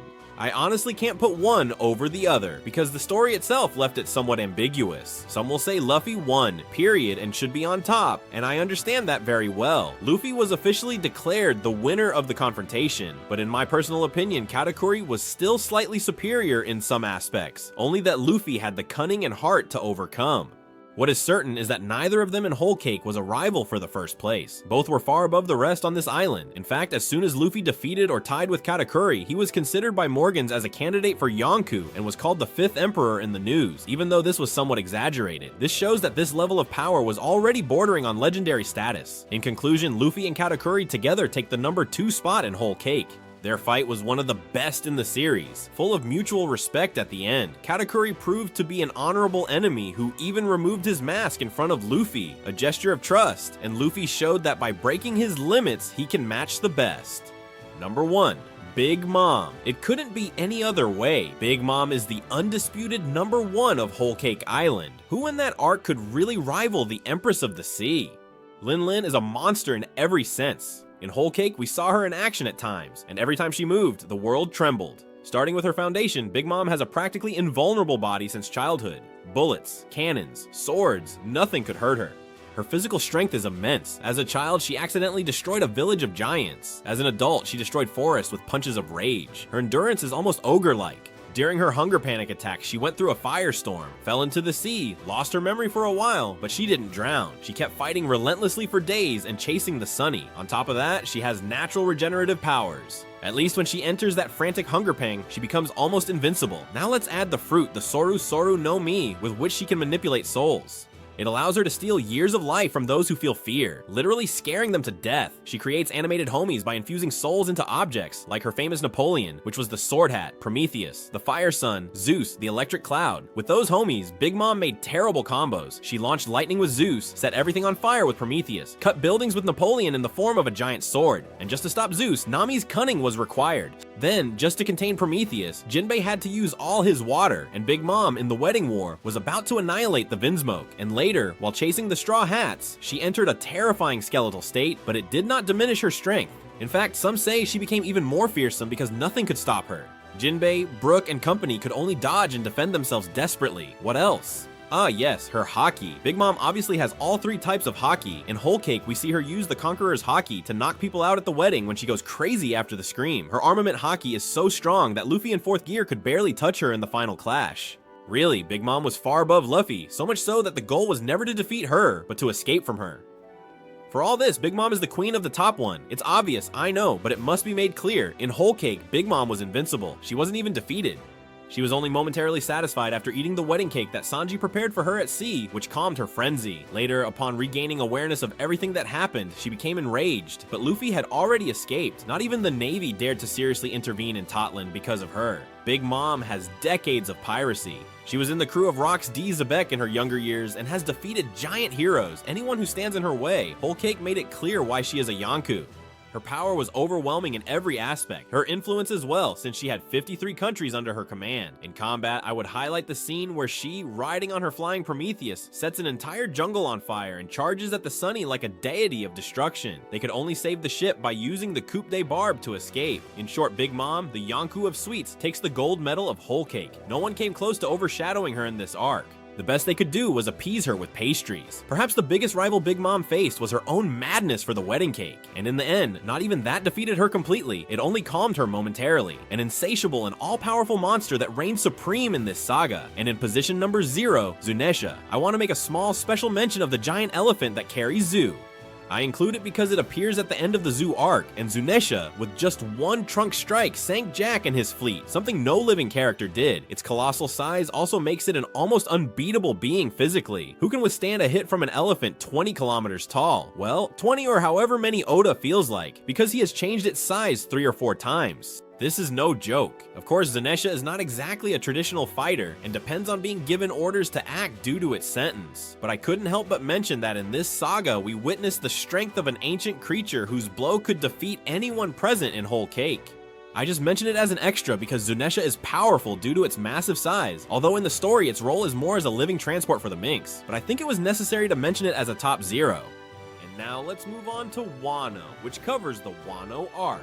Number 10, Yamato. Kaido's daughter earns this spot for her incredible strength and endurance demonstrated in Wano. Yamato, bearer of the Inu Inu fruit, model Okuchi no Makami, a divine wolf, fought one-on-one against her own father to protect Momonosuke and the samurai.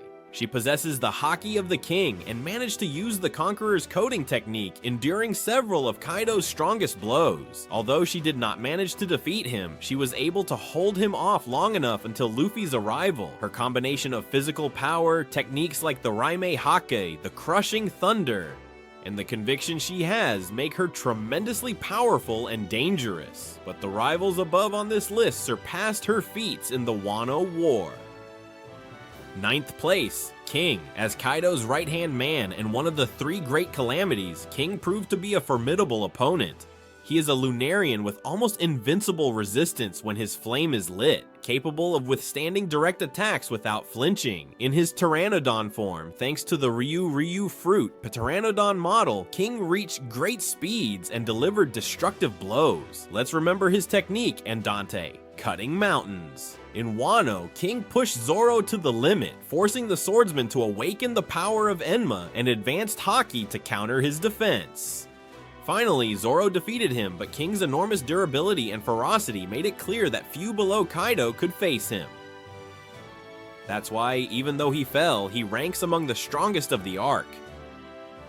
Number 8, Roronoa Zoro. The Straw Hat Swordsman shone in Wano by surpassing his own limits. Zoro not only briefly withstood the combined attack of 2 Yonkos as he blocked the Hakai of Kaido and Big Mom for a few moments, but he also managed to injure Kaido with his technique, the Ashura Bakai, leaving a permanent scar on the dragon. Armed with Enma, he learned to use the coding of the King's Haki unconsciously during that feat. Later, in his duel with King, Zoro demonstrated complete mastery of Enma and advanced Haki, defeating Kaido's commander in an extreme battle.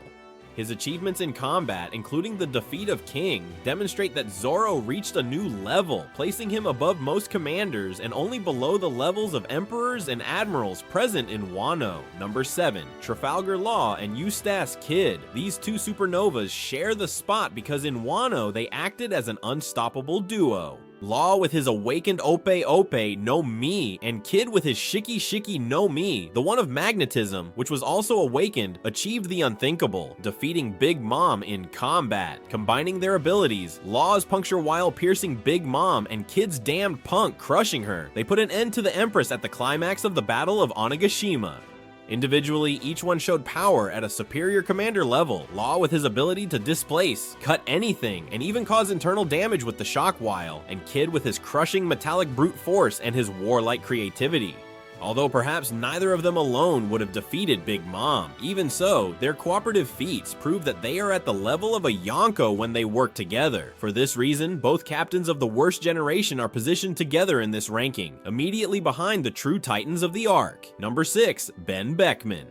The first officer of the red-haired pirates makes a brief appearance at the end of Wano, but his reputation and power earn him a very high place. Beckman is recognized by the Navy itself as a formidable individual. Let's remember that in Marineford he was able to point his weapon at Kizaru and make the Admiral stop, showing the respect he commands. In Wano he accompanied Shanks when he arrived at the island's waters ready to take action. Although we did not see him fight directly, the mere fact that he is beside Shanks, one of the strongest men in the world, indicates that Beckman possesses exceptional strength in hockey.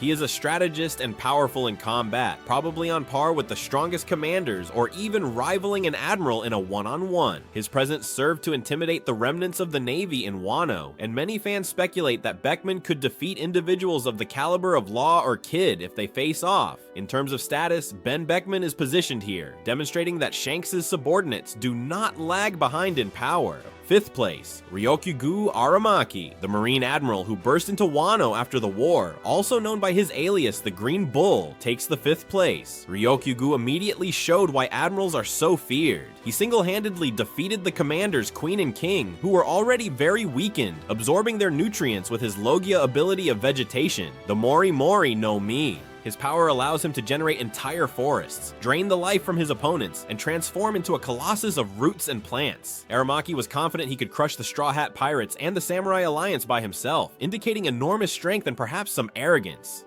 If it hadn't been for Shanks' intervention, who made him retreat with a display of the Conqueror's haki from a distance, Ryokugu would have continued wreaking havoc. Although he withdrew, it wasn't due to immediate physical weakness, but because he felt Shanks' powerful presence and decided it wasn't worth the risk. In terms of power level, this admiral proved to be above the traditional Yonko commanders, and only living legends could stop him. That's why he is in this position. Position number 4, Monkey D. Luffy. The captain of the Straw Hats ascended to the Olympus of the most powerful in Wano after a very tough fight against Kaido.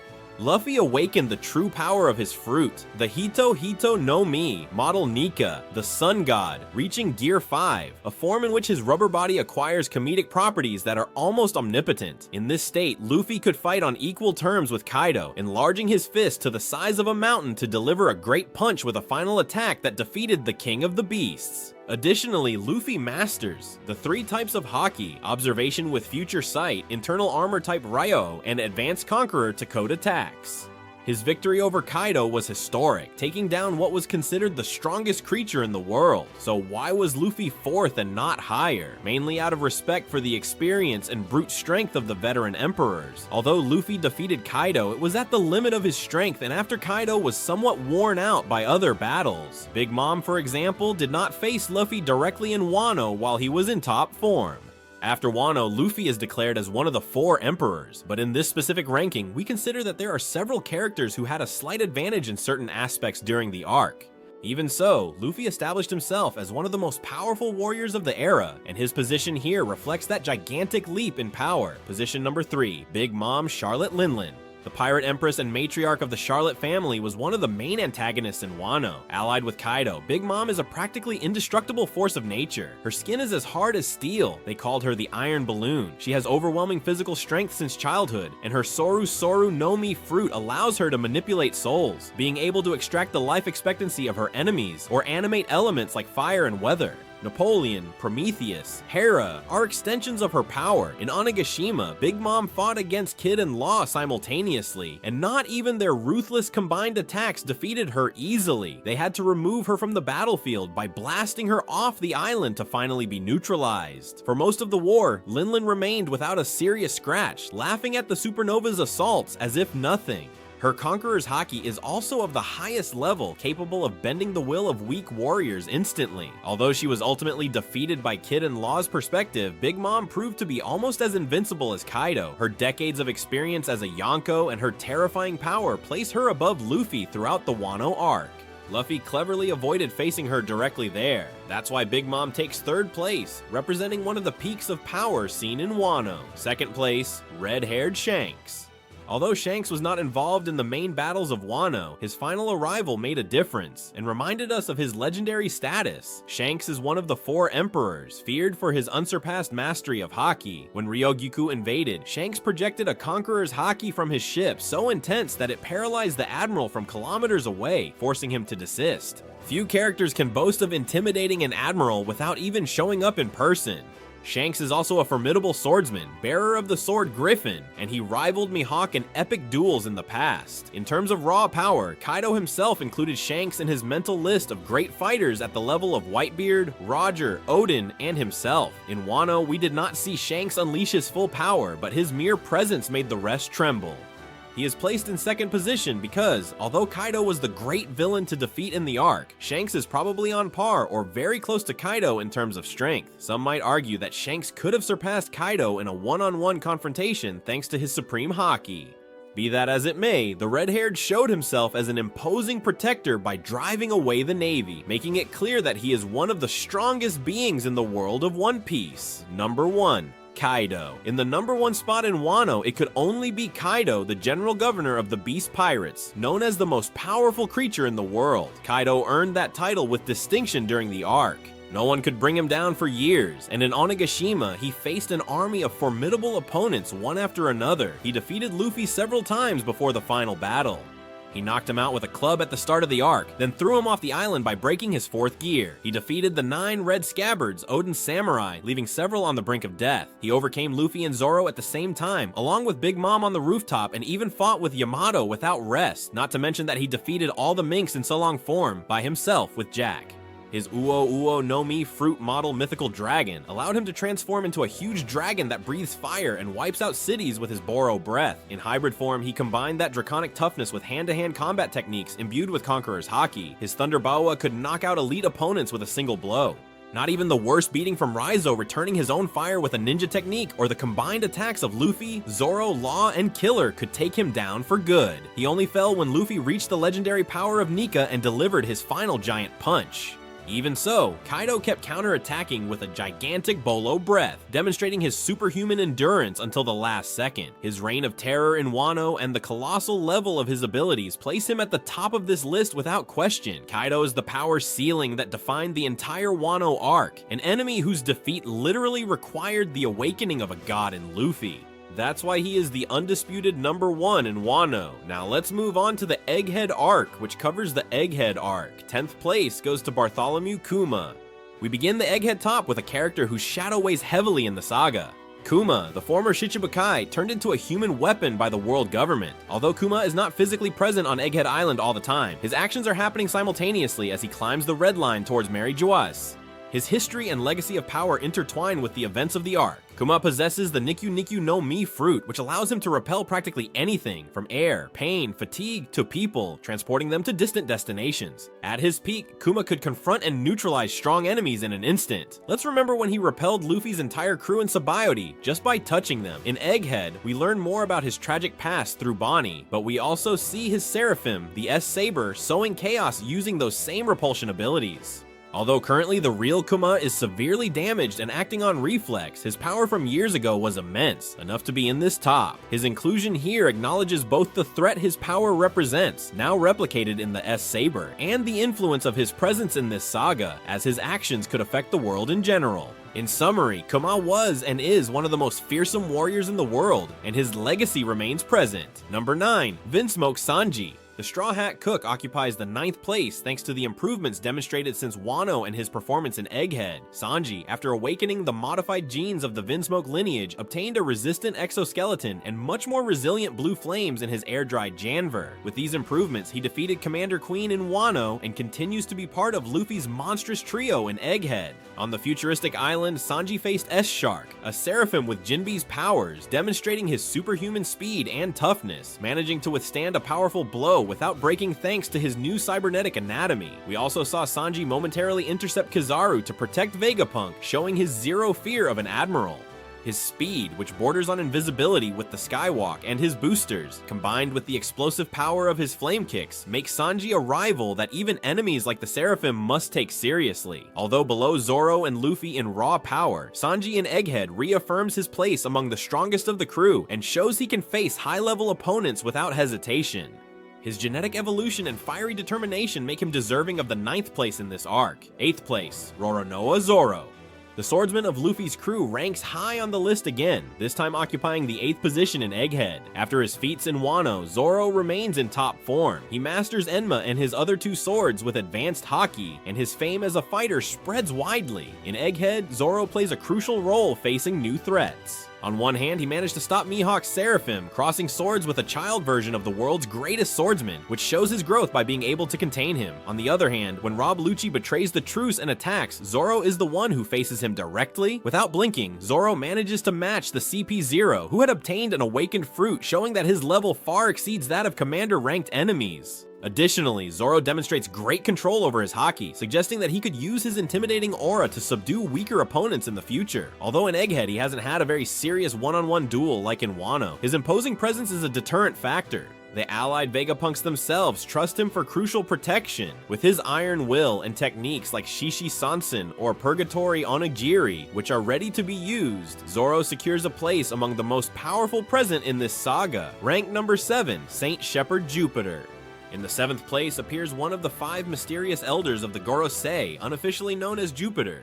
Although we have not seen Jupiter fight in detail, his influence is felt in the decisions and dangers surrounding the incident. The 5 elders are not mere bureaucrats. They hold the title of warrior gods within the world government, and Jupiter is presumed to possess immense combat power. Obviously, after seeing his transformation, which we still do not understand, we can see the potential that Jupiter has. His will and haki must be among the strongest in the world and on par with certain legends. For all this, Jupiter earns a spot on the list, symbolizing enormous potential power, latent throughout Egghead, reminding us that there are still figures in the shadows much stronger than we expect. 6th place, Sanjay Garcia Saturn. The first member of the 5 elders to make a direct appearance in the series lands in 6th place. Saturn arrives at Egghead, leading the government operation to eliminate Vegapunk, and suddenly reveals that the Gorosei are not ordinary humans. At the climax of the arc, Saturn shows his true form, a gigantic demonic creature with features similar to a diabolical god, reminiscent of a spider or a creepy yokai. With just one look, Saturn paralyzes soldiers and scientists alike with terror. Many fall unconscious or become immobilized, unable to breathe in his presence, which could be an extreme manifestation of the king's haki or some cursed power linked to his hidden nature. Even Rob Lucci, a hardened assassin, was pinned to the ground, coldly saluting Saturn. Although Saturn did not engage in long skirmishes, he was attacked by Luffy in Gear 5 during a critical moment to protect Pony. Saturn practically suffered no visible damage from Luffy's initial blows, which speaks of incredible resilience. His authority over the ancient weapon of the Mother Flame suggests that he also has access to lethal resources beyond his own physical strength. Do not underestimate Saturn. It is very possible that his regenerative power surpasses all the limits we have seen so far. In Egghead, he leaves an indelible impression that the Gorosei are monsters in the shadows, and his position and transformation reflect that. Position number 5, Kizaru Borsellino. Admiral Kizaru shines in Egghead, deploying all the power of the Navy, sent to support Saturn and eliminate Vegapunk. Kizaru was facing none other than Luffy in 5th gear mode, making it one of the most explosive battles of the arc. With the Pika Pika no Mi fruit, Kizaru moves and attacks at incredible speed. His light kicks pierce defenses and cause massive explosions. In fact, he knocked out Sentomaru with a single blow at the start of the raid. During the Egghead battle, we saw Kizaru create multiple light clones to confuse Luffy and launch his powerful Yasakuni no Magatama, the rain of luminous projectiles, which put the crew in a tight spot. Luffy, in 5th gear, managed to keep up with Kizaru partly thanks to his advanced observation haki, but Kizaru did not fall behind and even severely injured Luffy on a finger with a laser beam piercing his abdomen. The battle was so intense that Luffy had to push himself to the limit and ended up exhausted after using a gigantic god Nika in the form of a giant to temporarily knock Kizaru out of combat. Although Kizaru was eventually stopped, his performance showed that he is on par with a Yonko in terms of threat, and his cold loyalty and relaxed personality hide an extremely dangerous fighter.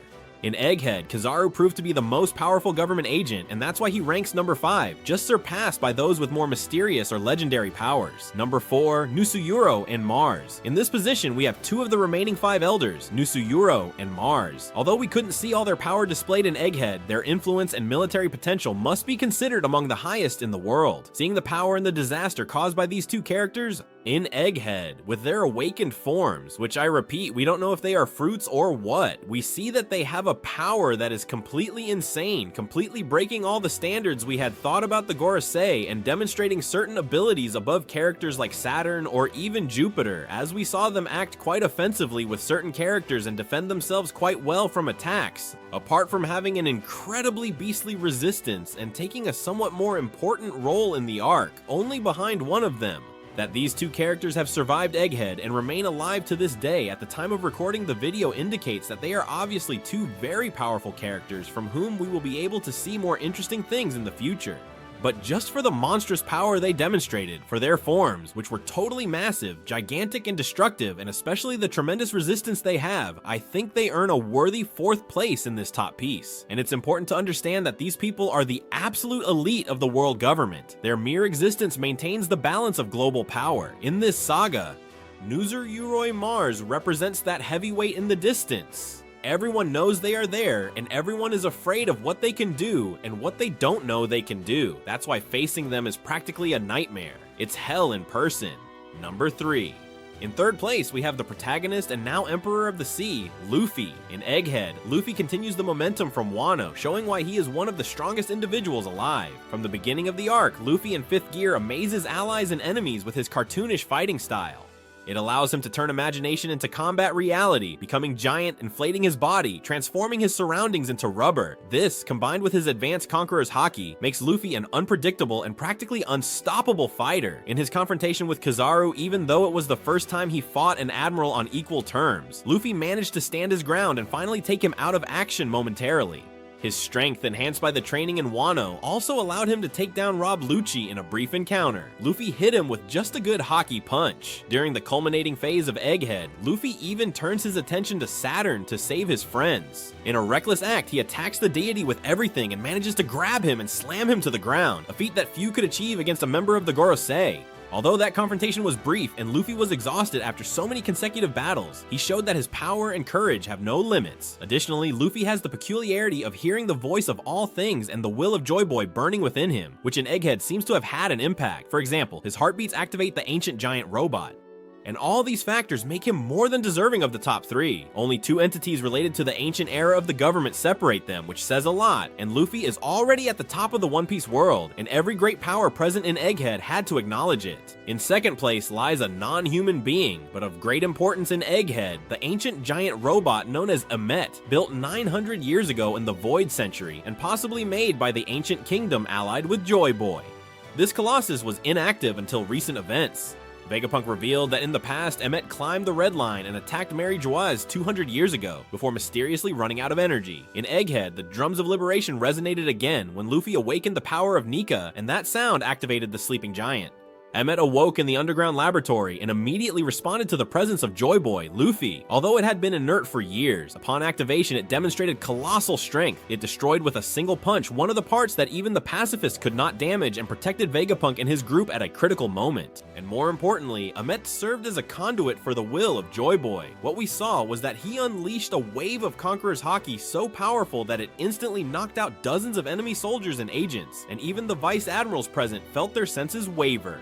Only the strongest entities could withstand that emanation. The giant robot is virtually indestructible by conventional means, made of ancient unknown materials that even certain lasers could not damage. Its real combat power was not fully seen, as it only acted for a moment in the vision and was very rusty. But the fact that it places it in the top 2 is because of what it represents. A living weapon from the past, imbued with the power of Joy Boy, capable of facing the greatest enemies of today, and even severely damaging the entire Gorosei, which places it almost above any organic being. Emmet is proof that the technology and powers of antiquity far surpass the current ones. His appearance changed the game rules in Egghead, justifying his high position on the list. Number 1, Warcury. At the top of Egghead's list, we place one of the most enigmatic and formidable individuals in the world, Warcury, another of the 5 elders. Why is Warcury even above the legendary robot? Well, the reasons are the insinuation of his might. And when we saw the appearance of this character, along with his transformation into a hybrid form that caused enormous havoc, he was able to defeat several giants without any problem, and even posed a constant threat the whole time to the Straw Hats. I think it becomes clear that this gentleman has a power quite superior to the rest of the Gorosei, or at least a quite notable power, which places him in the first position, and leaves the rest of the Gorosei scattered for the rest of the top. Then we must also consider that Warcury was able to withstand the Supreme Conqueror's haki emanated by Joy Boy through Emmet remaining conscious and operational when many others were falling. This suggests that his will is titanic, on the level of legendary pirates of the past. To all this, we must add the great resilience he has, which we have seen is practically immortal or indestructible, or at least something specific must be done to harm them. Just with the offensive power he has, the acts he did, and all the resistance, I think the top 1 is completely indisputable. I believe that if Luffy had to face this character one-on-one all the time without the option to escape, he would have ended up losing, just as I say, because of the resistance. And this Gorosei does seem to me to have an offensively dangerous power. And position number 0 for Joy Boy. We close the list with a special position that surpasses even the first. Joy Boy is the legendary embodiment of freedom, a name from the Void Century associated with a hero who once promised great things to the world. In Wano, it was revealed that Luffy's fruit actually contained the spirit of Nika and the god of liberation, and that upon awakening this power, Luffy became the new prophesied form of Joy Boy. In Egghead, the influence of Joy Boy is felt stronger than ever. His heartbeat, the drums of liberation, activates the giant Emmet, and it is his will that resonates in Luffy's unleashed haki.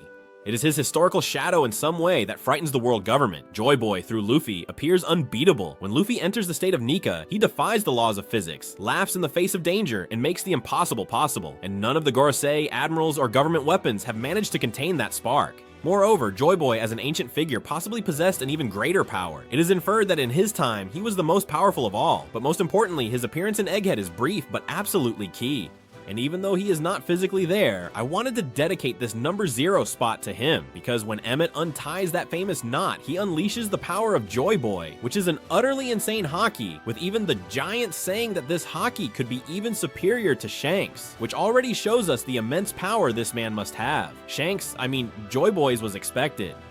But it is such a powerful haki that even Emu from the palace of Mary Joeise feels it, gets scared, and falls to their knees, sensing an utterly insane power that even harms all the Gorosei and allows the Straw Hats to escape. This has only been a glimpse of the haki that is stored in a knot, allowing us to infer the power of Joy Boy. And as I said, not being there physically, I can't include him in the top 1 or the rest, but I can make a special mention, or a top 0 mentioning him because his power in some way remains alive, remains latent, and be careful that we might see it again. If it weren't for Joy Boy, the Straw Hats probably wouldn't have been able to escape from there, which makes me wonder, did Joy Boy plan this? Did he see too far into the future with his observation haki? Let me know in the comments what you think about this, but I think it's undeniable that Joy Boy must have a secured spot within this top, within the Egghead arc, because it's thanks to him that the Straw Hats managed to reach the Elbaf arc.